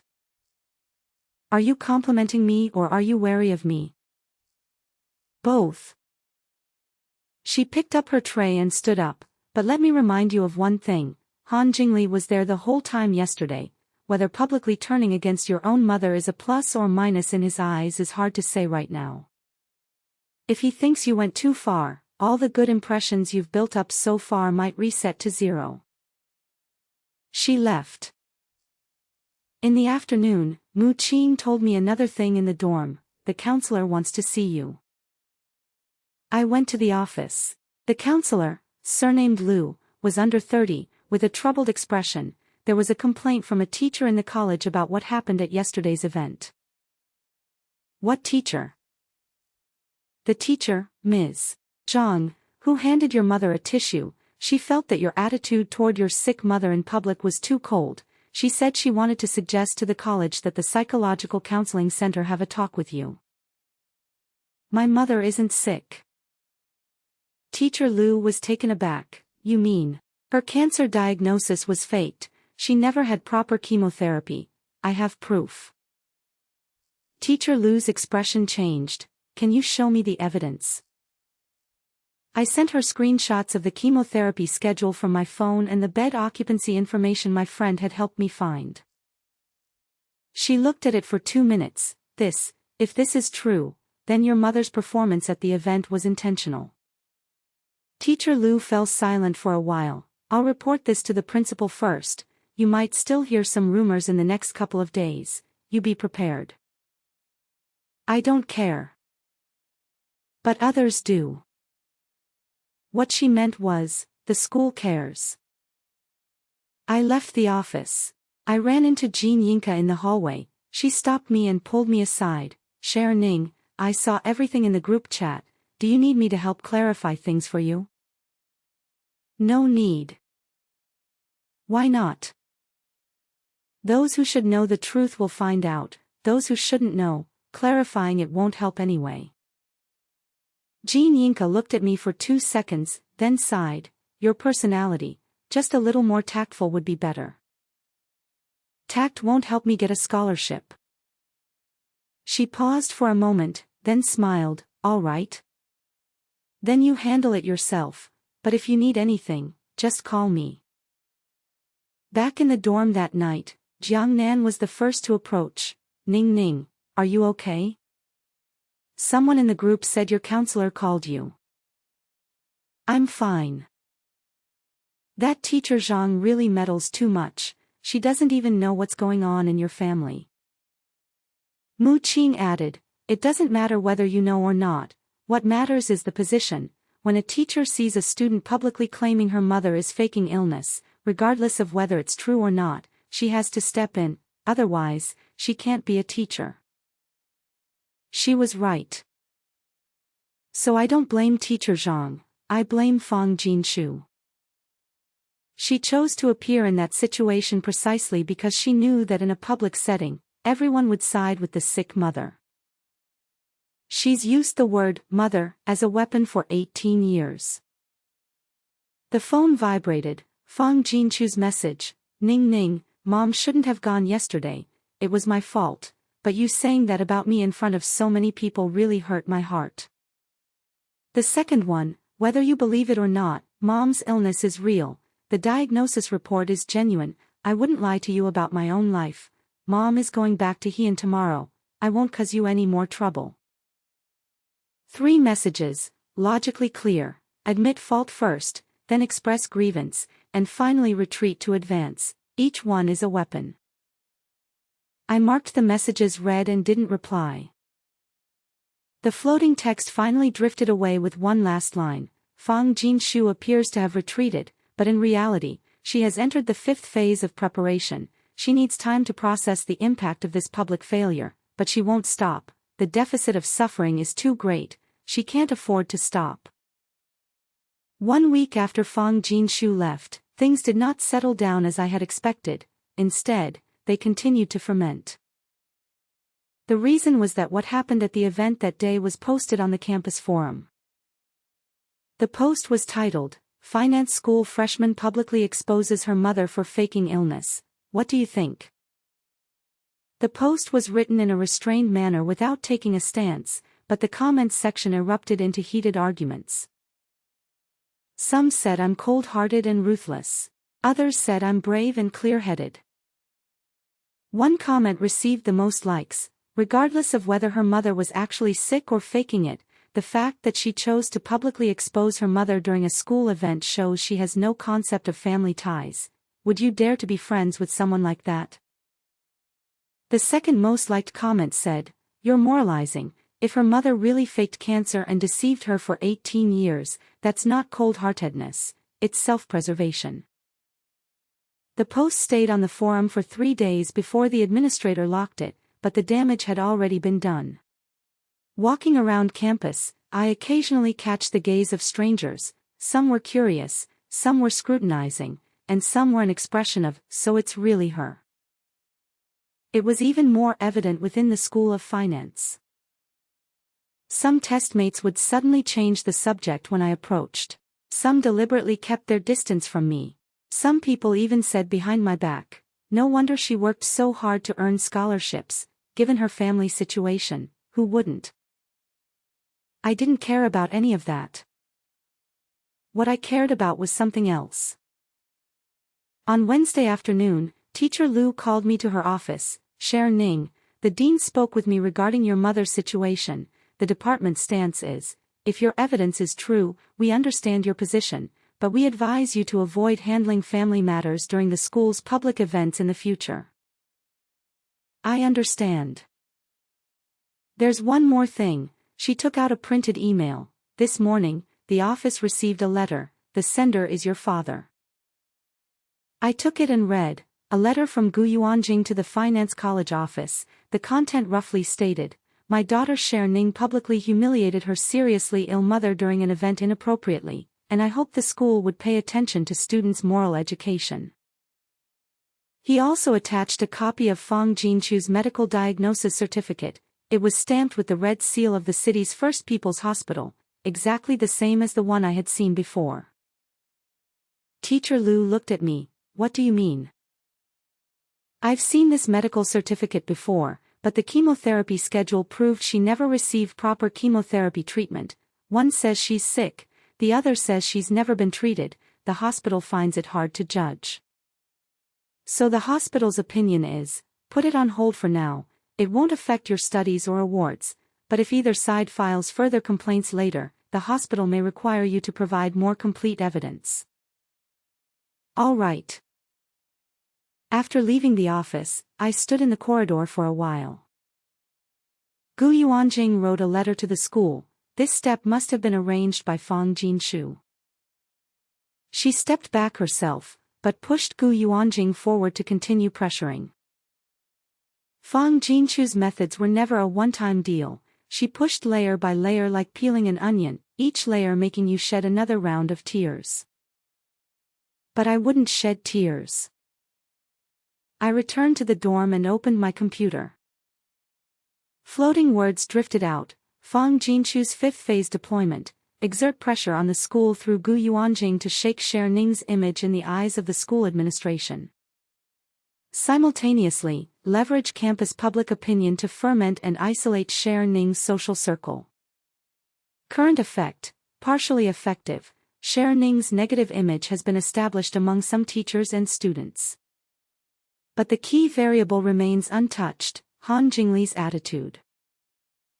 I opened my email on the computer. No new messages. Han Jingli hasn't contacted me. Is he just busy, or is he waiting and observing? The answer to this question will determine the direction of the next 6 months. In the evening, Guyao sent me a message. Sister, Aunt Fang has been calling non-stop these past 2 days, making a lot of calls. Who did she call? I only heard 2 names. One was Dad, and the other was a man's surname Zhang. Aunt Fang calls him Teacher Zhang. That's the female teacher who handed out tissues at the event. Fang Jinshu even got her contact information. One more thing, Guyao sent another message. Aunt Fang asked me today who you hang out with at school. How did you answer? I said I didn't know. Did she believe it? Seems not entirely. She told me to chat with you more when I have time and get to know your situation better. Why do you think she wants to know about my situation? Guyao fell silent for a long time. Finally, she sent one last sentence. Big sister, is Aunt Fang trying to harm you? I stared at the sentence, no direct answer. Yao Yao, you just need to do one thing. Whatever she asks you, you tell me. Don't worry about anything else, okay? I locked the screen. Mid-December, 2 weeks before the final exams, I poured all my energy into studying. Scholarship evaluations are based half on comprehensive assessments and half on GPA. I had already secured the 10 points from the New Frontier Forum, but if my GPA didn't rank in the top 5%, it would all be for nothing. The study spots in the library were fully occupied by 6:30 every morning. I started going to empty classrooms in the teaching building, sitting alone until 11 p.m. Fang Jinshu hadn't sent any more messages during this time, neither had Gu Yuanjing. The silence was abnormal. The floating text hadn't appeared for 3 days, not gone, just no new events happening. Fang Jinshu is waiting. Waiting for what? On Friday afternoon, Mu Qing tapped my desk, signaling me to check my phone. Your department group just sent a notification. I opened it. It was sent by the counselor. Attention all students. After verification by the school, some data in the student information system this semester has been found to have abnormal registrations, involving sensitive information such as the identification of family financial hardship. The school will conduct a unified investigation in the near future. Please cooperate with the relevant students. I read it twice. Identification of family financial hardship, a comprehensive investigation.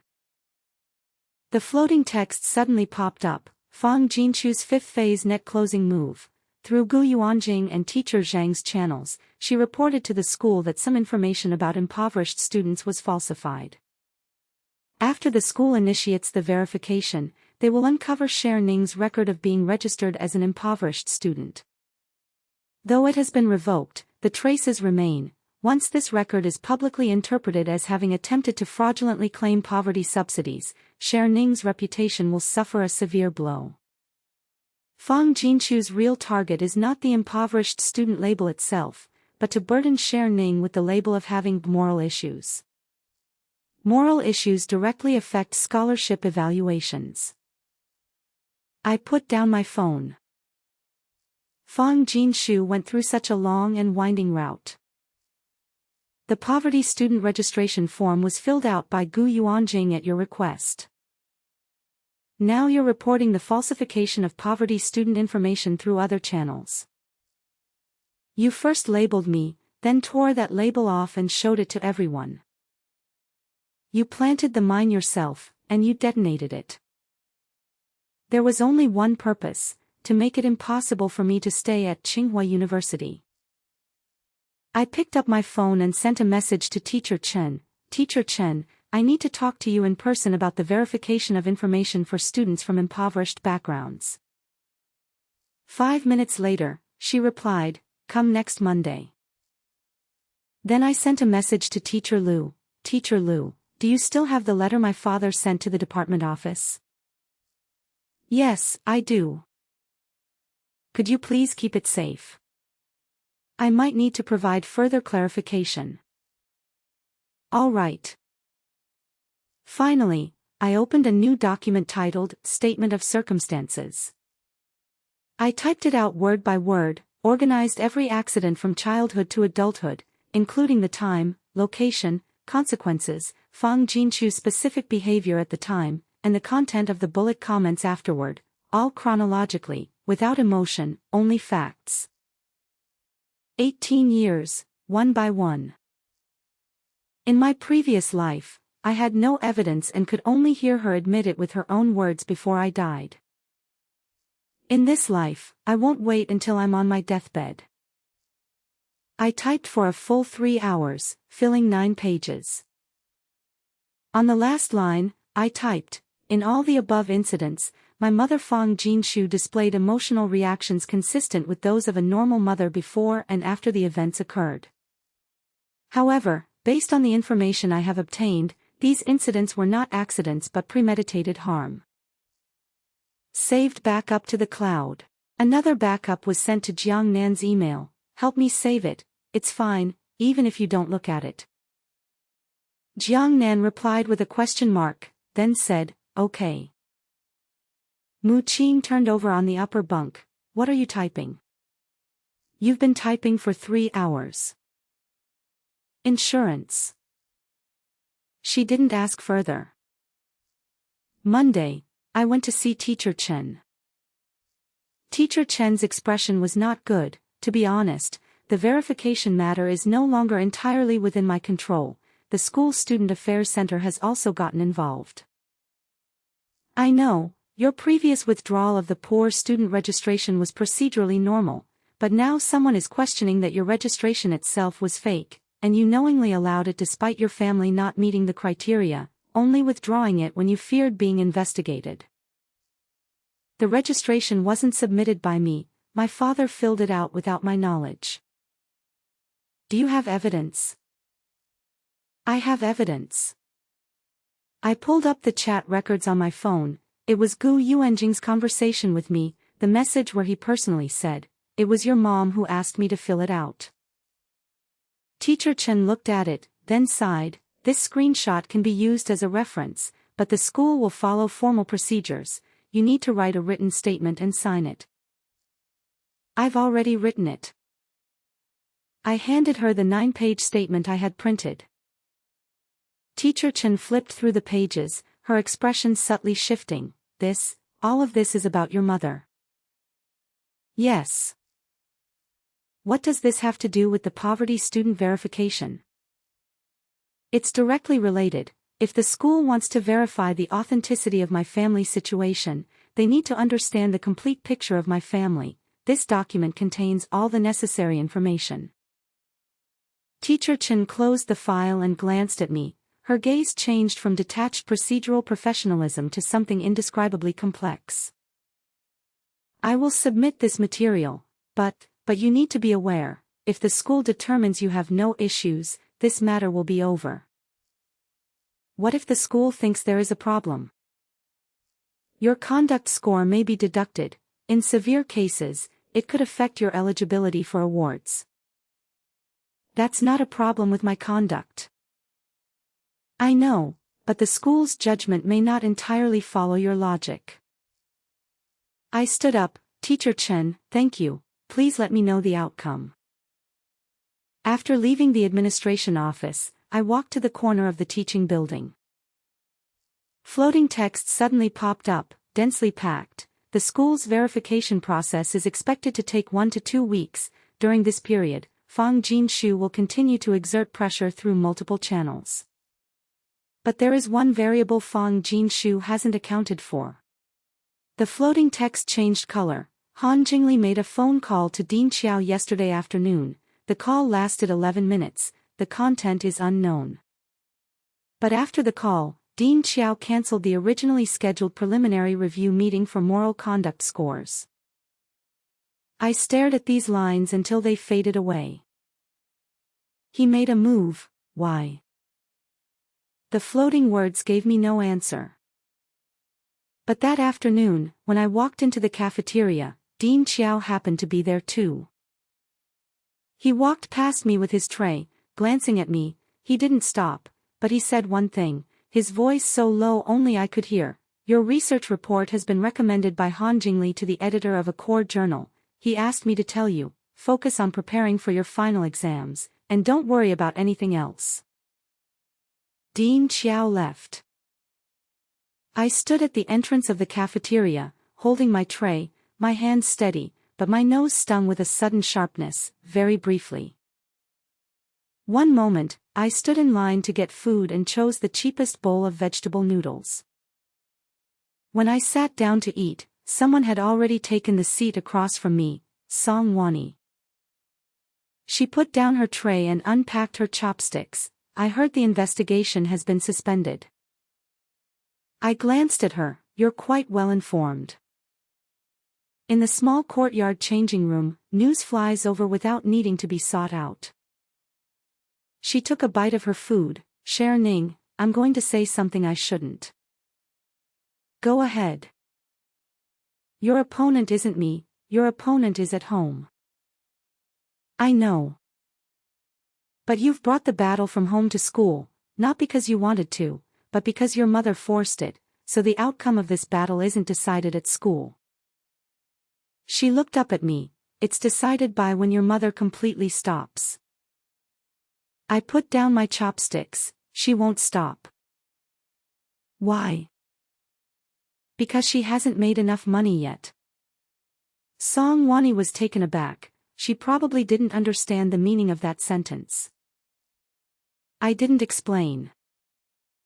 After the meal, we each went our separate ways. The final exams are over. The day the GPA was released was in mid-January. I was in the library when I refreshed the academic affairs system. Cumulative GPA, 3.92. Major ranking, 1st. Grade ranking, 2nd. The person in front of me was a male student from the School of Science who had a background in competitions. Within the School of Finance, I was definitely the top-ranked student. Including the comprehensive evaluation bonus points, the 10 points from the new talent forum and other activity points, the threshold for the first-class scholarship had already been met. At the end of January, the scholarship list was announced. First-class scholarship, 60,000 yuan.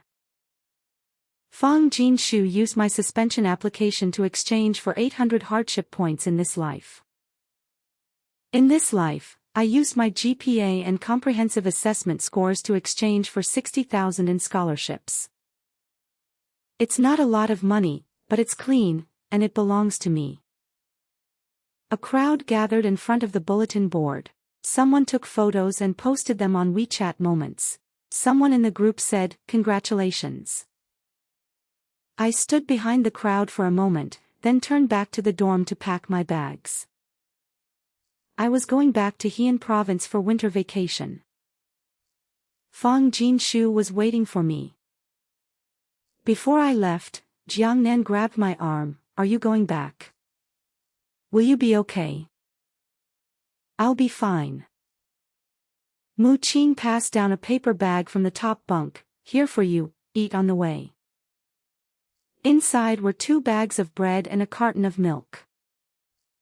I took it, thanks. Song Wani wasn't in the dorm, she had gone home 2 days early. Before leaving, She left a note on the table for me. The scholarship is well deserved. See you next semester. I tucked the note into my book, using it as a bookmark. 4.5 hours on the high-speed train, I arrived in Heian province in the evening. After exiting the station, I didn't take a taxi, I took a bus instead. It was almost 7 o'clock when I arrived home. The door was unlocked. I pushed the door open and went inside. The living room light was on, and a table full of dishes was laid out on the coffee table. Fang Jinshu came out of the kitchen wearing an apron, holding a plate of braised fish. Ning Ning is back, go wash your hands and eat, she said with a beaming smile as if nothing had happened. Gu Yuanjing sat on the sofa changing channels and gave a casual, Gu Yao poked her head out of her room and gave me a tight-lipped smile. Everything felt like a normal dinner in a normal family. I changed my shoes, washed my hands, and sat down at the table. Fang Jinshu pushed the dishes one by one toward me. This fish is cooked just the way you like it. Come on, eat more. And this soup, it's warm to drink in winter. She kept talking as she served me soup, her words flowing non-stop. You've lost weight, not eating well at school, right? Next semester, I'll send you some dried goods. Not a single word about what happened at school, as if wiped clean. I ate the meal. The food was takeout from a restaurant, not made by Fang Jinshu herself. There was a restaurant sticker on the bottom of the plate. She even skipped the cooking scenes. Floating words drifted out. Fang Jinshu's current strategy, cold treatment, by creating the appearance of a harmonious family, rebuild the good mother persona.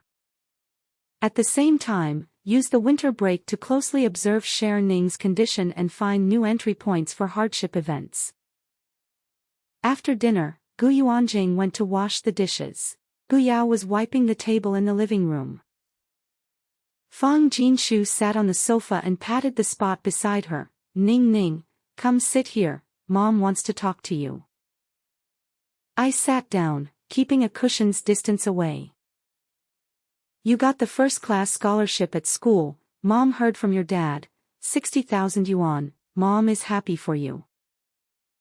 She paused for a moment. Ning Ning, about what happened last time when Mom went to your school. Here it comes. Mom thought about it for a long time, and it was my fault. I shouldn't have shown up in that situation and caused you trouble. She lowered her eyes, her voice dropping. Mom apologizes to you. I looked at her profile under the light. Her complexion was much better than the last time I saw her at school. Her makeup was lighter, and she wasn't wearing a scarf. She looked like an ordinary middle-aged woman, slightly tired. If it weren't for those floating words, if it weren't for the memories of those years, her apology would have sounded truly sincere. Mom, is your illness actually real? I asked this question. Fang Jinshu's eyelashes trembled slightly. Ning Ning, you've seen my diagnosis report. I'm not asking about the diagnosis report, I'm asking you, do you feel unwell in your body? She fell silent for 2 seconds. Yes, my stomach often hurts, and after eating, it feels uncomfortably bloated. After chemotherapy, I get dizzy and can't even walk steadily. You seem to be walking quite steadily now. Her smile froze for a moment. Since you came back today, Mom is happy and feels a bit more energetic. I didn't press further. I stood up. I'm going to take a shower. Go ahead. I walked into the bathroom and locked the door. The floating text drifted to the last line. Fang Jinshu's apology is a prerequisite action for the 6th stage. Subsequent arrangements need to be completed during the winter break. Core content. When Cher Ning lets her guard down, execute a high-suffering event, the scale of this event will far exceed any previous ones. I turned on the shower. The water was very cold. I stood under the water and rinsed myself from head to toe, then turned it off, dried off, dressed, and came out. Gu Yao was standing in the hallway waiting for the restroom. Seeing me come out, she quickly walked over and leaned close to my ear. "Sister, Aunt Fong made a phone call in the bedroom this afternoon. What did she say?" I only heard one sentence, though her voice was very low. She said, "After the new year, let Ning Ning sign that document herself." During the first half of winter break, Fong Jinshu behaved almost perfectly, cooking every day, switching from takeout to homemade meals, tidying up the house, and knitting scarves while sitting on the sofa watching TV. She knitted one for Gu Yao and one for me too, a deep red color, the yarn very soft. When she handed it to me, she said, "Ning Ning, don't think it's ugly, Mom's skills have gotten rusty." I took it, not wearing it. The floating text was also very quiet those days, occasionally drifting by a line or two. Fong Jinshu's current status, lying low, no new preparations for hardship events detected. However, the signature plan remains on the schedule. Sign what? Gu Yao said she only heard that one sentence. I don't know the specifics. But I can guess that direction, a leave of absence application. That's unlikely. I already directly rejected one last semester. Transferring assets. There's nothing of value at home. Giving up what rights. This is the most likely possibility. I filled out my own college application. I earned my own scholarships. There's not much left that Fong Jinshu can make me sign away. Unless what she wants me to sign has nothing to do with school, it has to do with her illness. On the 5th day of the new year, the answer was revealed. After dinner, Gu Yuanjing went out to find someone to play cards. Gu Yao was in her room doing her winter vacation homework. Only Fong Jinshu and I were in the living room. She turned off the TV and turned around. "Ning Ning, Mom has something to discuss with you." "Go ahead." "My illness, you know the situation, I have to prepare for the worst." She took a file folder out from the drawer under the coffee table. "This is Mom's will and some documents for property entrustment." She pulled the papers out of the folder, 3 pages. The first page is a notarized will. I glanced at it, and the content reads, "All of Fong Jinshu's personal assets will be inherited by her daughter Ning, but must be managed by a designated asset manager, Gu Yuanjing, after Fong Jinshu's death, until Ning reaches the age of 25. The second page is a power of attorney, roughly stating, during Fong Jinshu's treatment, Gu Yuanjing is authorized to manage all assets under her name, including an old house valued at over 1 million yuan. The third page is a voluntary support and care commitment letter, Party A, Ning. Party B, Fong Jinshu. The core content, Ning promises to assume primary caregiving responsibilities during Fong Jinshu's treatment period. If, due to personal reasons, including but not limited to education, employment, etc., Ning is unable to fulfill the caregiving obligations, Party A voluntarily waives the inheritance rights granted to Party B in the will. Definition of caregiving obligation: at least 15 days per month of in-person companionship at Fong Jinshu's place of residence. There are 2 signature fields at the end of the document. Fong Jinshu has already signed. My section is left blank. I finished reading the 3 pages. Fong Jinshu's expression was very gentle. "Ning Ning, this isn't Mom forcing you, Mom just wants, in case one day I'm no longer here, these things can be clear and straightforward." What does the third document mean? It's an agreement between you and me. If you take care of me, everything I have goes to you. If you don't take care of me, that's fine too, but the apartment and other assets will be handed over to your father to handle. She said it lightly, as if it were nothing, but the core clause of that commitment letter, translated into plain language, is, you must spend half of each month at home with me, otherwise, you won't get anything. And spending half of each month at home means I would have to take a leave of absence or drop out of school. It all comes full circle.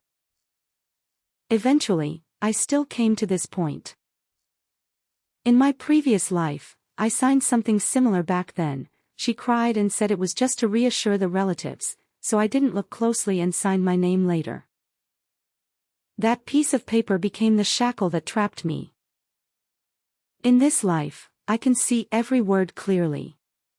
The floating text lit up, Phase 6 Core Plan of Fong Jinshu, locking Cher Ning's caregiving obligations in legal documents. She won't be able to attend school normally and will be legally bound.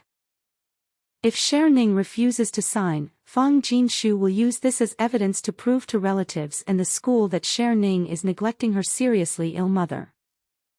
Regardless of whether she signs or not, Fong Jinshu will gain suffering points, but signing brings higher suffering points. I placed the document back on the table. Mom, who helped you draft this commitment letter? Fong Jinshu paused. What's wrong? It doesn't seem like something you wrote yourself. Some of the words here are in the format of a legal document. You couldn't have written something like this on your own. Fong Jinshu's smile remained unchanged. Mom asked a friend to take a look at it, just to make it more formal. Which friend? You don't know her. Fine. I stood up. I won't sign it. Fong Jinshu's smile vanished. Ning Ning, the real meaning of this commitment letter is to make me stay at home 15 days each month. That's impossible during school term, you know that? Can't you make some sacrifice for your mom? Her voice finally carried real emotion, not the kind that's acted out. It was the anger after being rejected, suppressed beneath her gentle skin. Ning Ning, is Mom's life so worthless in your eyes? I looked at her. Mom, your life isn't on this piece of paper, your life is fine. Her face turned pale, not the kind of white from applying powder. What do you mean? I mean, you don't need me to sign this, because you won't die. The living room fell silent for a long time. Outside, the sound of firecrackers from the neighbor's house could be heard. Fong Jinshu's hand gripped the document, her fingertips turning white. She didn't cry, didn't make a scene, she just stared at me for a long time. Then she put the document back into the file folder, stood up, and walked into the bedroom. The door closed very lightly, but that sound was more unsettling than any door slam. The floating text drifted to the last line. Fong Jinshu was rejected, but she didn't explode. This means she still has a backup plan. Cher Ning, you denied her the thing she wanted most. She won't forgive this time. The 6th day of the Lunar New Year, Fong Jinshu didn't get up. Gu Yuanjing knocked on her bedroom door for 5 minutes. A muffled response came from inside. Leave me alone, I'm not feeling well. Gu Yuanjing pushed the door open to find Fong Jinshu lying in bed with the covers pulled over her head, an empty pill bottle beside her, sleeping pills, exactly the same brand, exactly the same bottle as the one before the college entrance exam. Gu Yuanjing panicked, shouting to call 120. I stood at the bedroom door. The floating text popped up. Second fake suicide attempt by Fong Jinshu initiated. Empty bottle recycled. Residual contents in the bottle are vitamin tablets, substance actually taken by Fong Jinshu, 2 melatonin tablets. Purpose: to continuously generate suffering value through repeated suicide patterns, simultaneously as retaliatory punishment for Cher Ning's refusal to sign. I walked in, picked up the empty medicine bottle from the nightstand, unscrewed the cap, and sniffed it under my nose. There was no distinctive smell of sleeping pills. Dad. Gu Yuanjing was dialing 120, his hands trembling. Wait a minute. Wait for what? Your mom took the pills. Smell this bottle. I held the bottle out in front of him. Gu Yuanjing paused, then took it and sniffed. He didn't know much about sleeping pills, but he really didn't smell any medicine. What is this? Vitamins. The residue in the bottle is vitamin tablets. Gu Yuanjing's mouth hung open, his phone still held up in his hand. Fang Jinshu shifted slightly under the blanket. Ning Ning, what are you saying? Her voice was weak, choked with tears. Mom really doesn't want to live anymore. Mom can't hold on. I sat on the edge of the bed. Mom, stop pretending. Fang Jinshu's body paused for a moment. I lifted a corner of the blanket. Your complexion is normal, your lips aren't purple, and your breathing is steady. If you really took a whole bottle of sleeping pills, you wouldn't be able to speak by now. Her eyes peeked out from under the blanket, looking at me. There were tears in those eyes, but beneath the tears lay something like a knife that had not yet been drawn from its sheath. Gu Yuanjing stood still, slowly lowering his phone. What's going on here? He looked at her, she only looked at me. I watched for a long time, then she sat up and wiped the tears from her face. When did you stop believing in me? On the day of the college entrance exam, even earlier, from the moment I died on the rooftop in my previous life and saw those words above your head. But I didn't say that sentence. She fell silent. The entire room was quiet for at least 10 seconds. Gu Yuanjing stood there like a piece of wood. Fang Jinshu suddenly smiled. That smile was different from her usual ones. It wasn't gentle, weak, or pitiful. It was a smile that carried a hint of chill, one that acknowledged defeat. You've changed, Ning Ning. You're the one who made me change. Her smile slowly faded. Fine, Mom's not acting anymore. She lifted the blanket, put on her shoes, got out of bed, and sat down in front of the vanity. She picked up the comb and began to slowly brush her hair, looking at me in the mirror. You want to know anything, Mom will tell you. I looked into her eyes in the mirror. Your cancer is fake, isn't it? Yes. Gu Yuanjing turned his head sharply. Why? Shut up. Fang Jinshu didn't even look back, her voice turning cold. Stay out of this. She continued looking at me. What else do you want to know? How much suffering value have you taken from me in total? Her hand paused for a moment. How do you know the term suffering value? Answer my question. She lowered her head and put down the comb. A little over 2,000. Yes, a little over 2,000. What can you exchange for that over there? She didn't answer. A villa, a new identity, a lifetime's worth of retirement money. Fang Jinshu turned around and looked at me, no longer combing her hair, no longer looking in the mirror. Ning Ning, you know everything. I know almost everything. You said it before you died in my previous life. Every single debt, I remember. So what are you going to do? Call the police. Sue me. Or tell your dad I'm an outsider. I shook my head. None of that. Then what do you want? I want you to leave. Fang Jinshu was stunned. I won't sign your pledge, and you don't need to keep acting here. Leave when you have enough points, or go earn them somewhere else, if you don't. But from today on, don't touch my life anymore. Your school, your grades, your friends, everything about you, I won't touch. Is that your condition? It's not a condition, it's the outcome. In my previous life, she drove me to the rooftop, thinking I would only cry for the rest of my life. If I could do it all over again, I don't want just an apology from her, I want her to completely lose the qualification to extract suffering points from me. I stood up. If you continue staying in this house, continue pretending to be my mother, continue earning suffering points from me, I will submit all the evidence to the school and the local community, faking diagnoses, falsifying information for impoverished students, feigning suicide, emotional manipulation. You won't be able to complete your mission in this world either.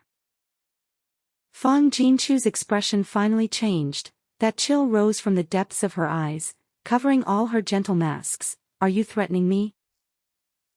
I'm giving you a choice. Gu Yao's voice came from the living room. She seemed to have heard some commotion and called out softly from outside, "Dad, what's wrong?" Gu Yuanjing stood frozen at the door, unable to utter a word. Fang Jinshu stared at me for a long time. Finally, she smiled. That smile was even colder than the one before. "Good, you've grown up." Fang Jinshu left the house before the 15th day of the first lunar month. She packed 2 suitcases, one large and one small. She left without saying goodbye to anyone, no tears, no looking back. The taxi stopped downstairs. She put her luggage in the trunk and paused when opening the car door. She glanced back at the window on the second floor. I stood behind the curtain, watching her. She might have seen me, or maybe she didn't. The car door closed. The car drove away. Floating words drifted out. Fang Jinshu has exited the current target area. Suffering value link interrupted. Task status, incomplete. Fang Jinshu has left this world. Previous host's death benefit overwritten by rebirth timeline. Current round claimable suffering value, 0. The last line of text lingered for a long time before fading away, longer than ever before. I stood by the window, gazing at the empty road below. There were no taxis left, no Fang Jinshu anymore. The mountain that had weighed me down in my previous life was finally pushed away by my own hands. Gu Yuanjing sat on the living room sofa, holding a lighter in his hand. He was silent for a long time. "Your mom is gone," all those things she said, her illness, were they all fake? He placed the lighter on the coffee table and covered his face with both hands. He only lowered his hands after a long while. His eyes were red. "I'm sorry for you." I didn't say anything. "Everything that happened to you from childhood, sickness, injuries, being wronged, was your mother's doing, yes?" His lips trembled slightly. "I didn't know." "You didn't want to know." He fell silent. Gu Yao stood at the corner of the corridor, holding a cup of water but didn't come over. Her eyes were red, and her nose was red too. That afternoon, I gathered all the things of Fang Jinshu I could find in my room and put them into a cardboard box: aprons, a half-knitted scarf, cosmetics, the will and the letter of commitment from that file bag. Everything went in. Sealed it, pushed it under the bed. Then I opened my phone and sent a message to Teacher Chen. "The attachment is a supplementary note regarding my mother. I hope you can keep it on file." The attachment contained the materials I had reorganized, removed all content regarding floating words, suffering points, and guide tasks. No one would believe those things, left only verifiable facts, falsified diagnosis, empty chemotherapy records, someone else filling out the poor student registration, and 2 instances of staged suicide attempts. Added a screenshot of Gu Yuanjing's own admission in writing and the audio recording I made when Fang Jinshu finally admitted the cancer was a lie that day in the bedroom. When she said, "Yes," my phone was recording in my pocket, 8 seconds, but it was enough. After the new semester started, the school's poverty assessment results came out. After verification, student Sher Ning has no issues with moral character. The related filing was done by family members, not by her own will. The records have been corrected. When Teacher Chen told me the conclusion, she added one more sentence: "Sher Ning, from now on, you don't need to worry about this matter anymore." Thank you, Teacher Chen. I left the hospital office. The sunlight in the corridor was very good. It was the sunlight of late February. My phone rang. Han Jingli's assistant called. "Hello, Sher Ning. Mr. Han asked me to inform you that your research report has passed the initial review by the editor. A phone call will be scheduled next week to discuss revisions. Is that convenient for you?" Convenient. All right, Mr. Han said to let you focus on writing. Feel free to contact us if you have any questions. The call ended. I stood in the hallway. Sunlight streamed through the window, falling onto my feet. Core Journal, Freshman Year, First Author. The phone rang again, this time it was Song Wani. I heard about the paper. Yeah. Are we competitors? Depends on how you define it. She was silent for a second on the other end, then laughed, all right.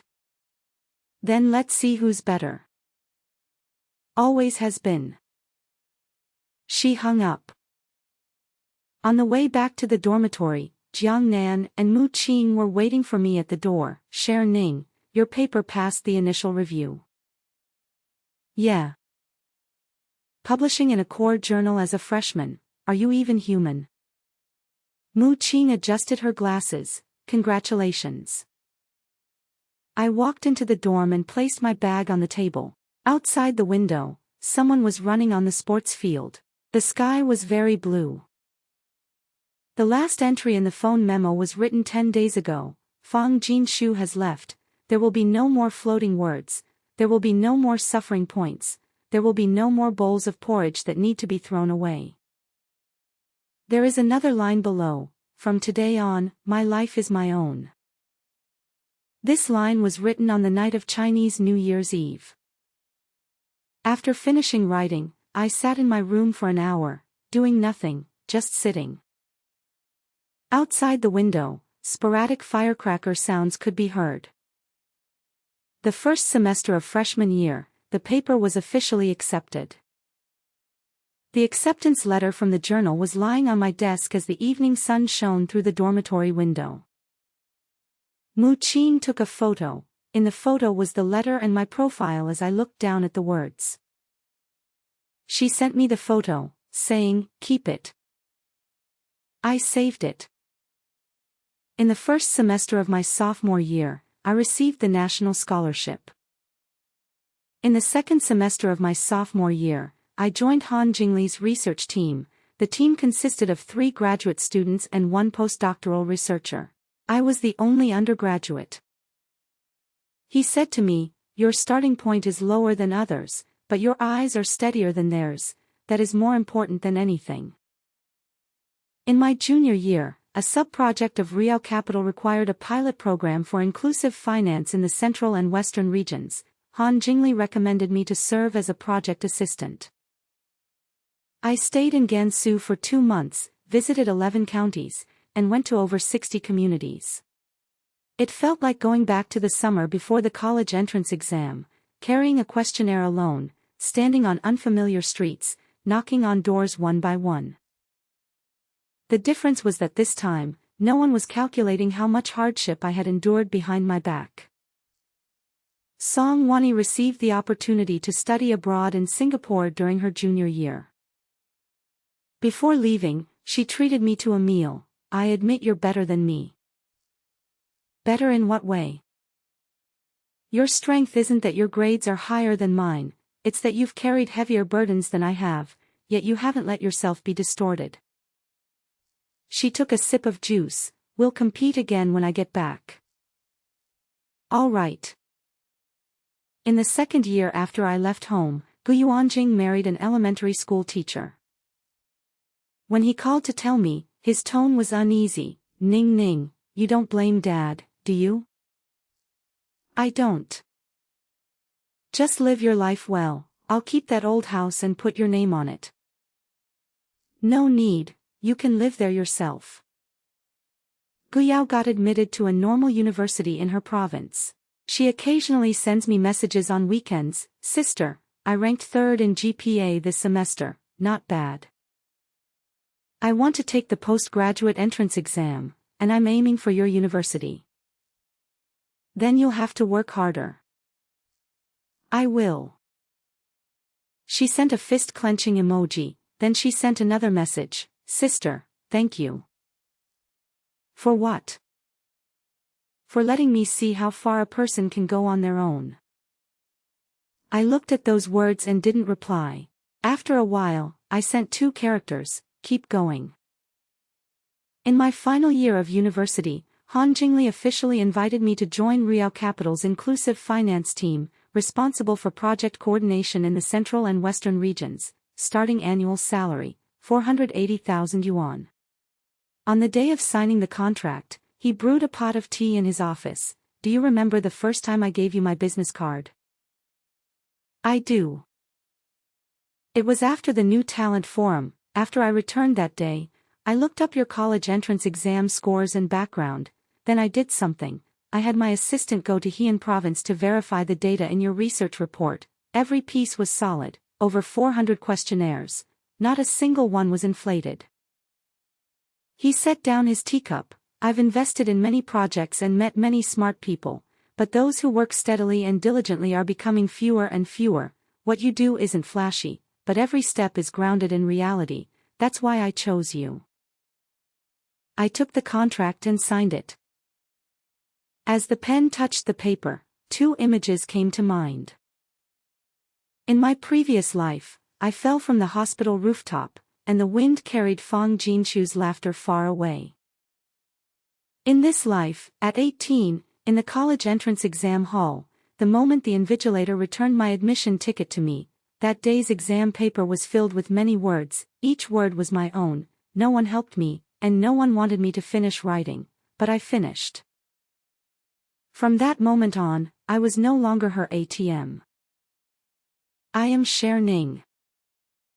After signing the documents, I left the building. It was getting dark. I stood at the entrance of the office building, watching the lights on the opposite commercial street turn on one by one. My phone rang, a text message, no signature, no number, as if sent from another world. The suffering you endured in your past life was originally worth 2 billion to me, but you came back to life and wiped the slate clean. This life, you haven't let me earn a single cent. You're truly ruthless.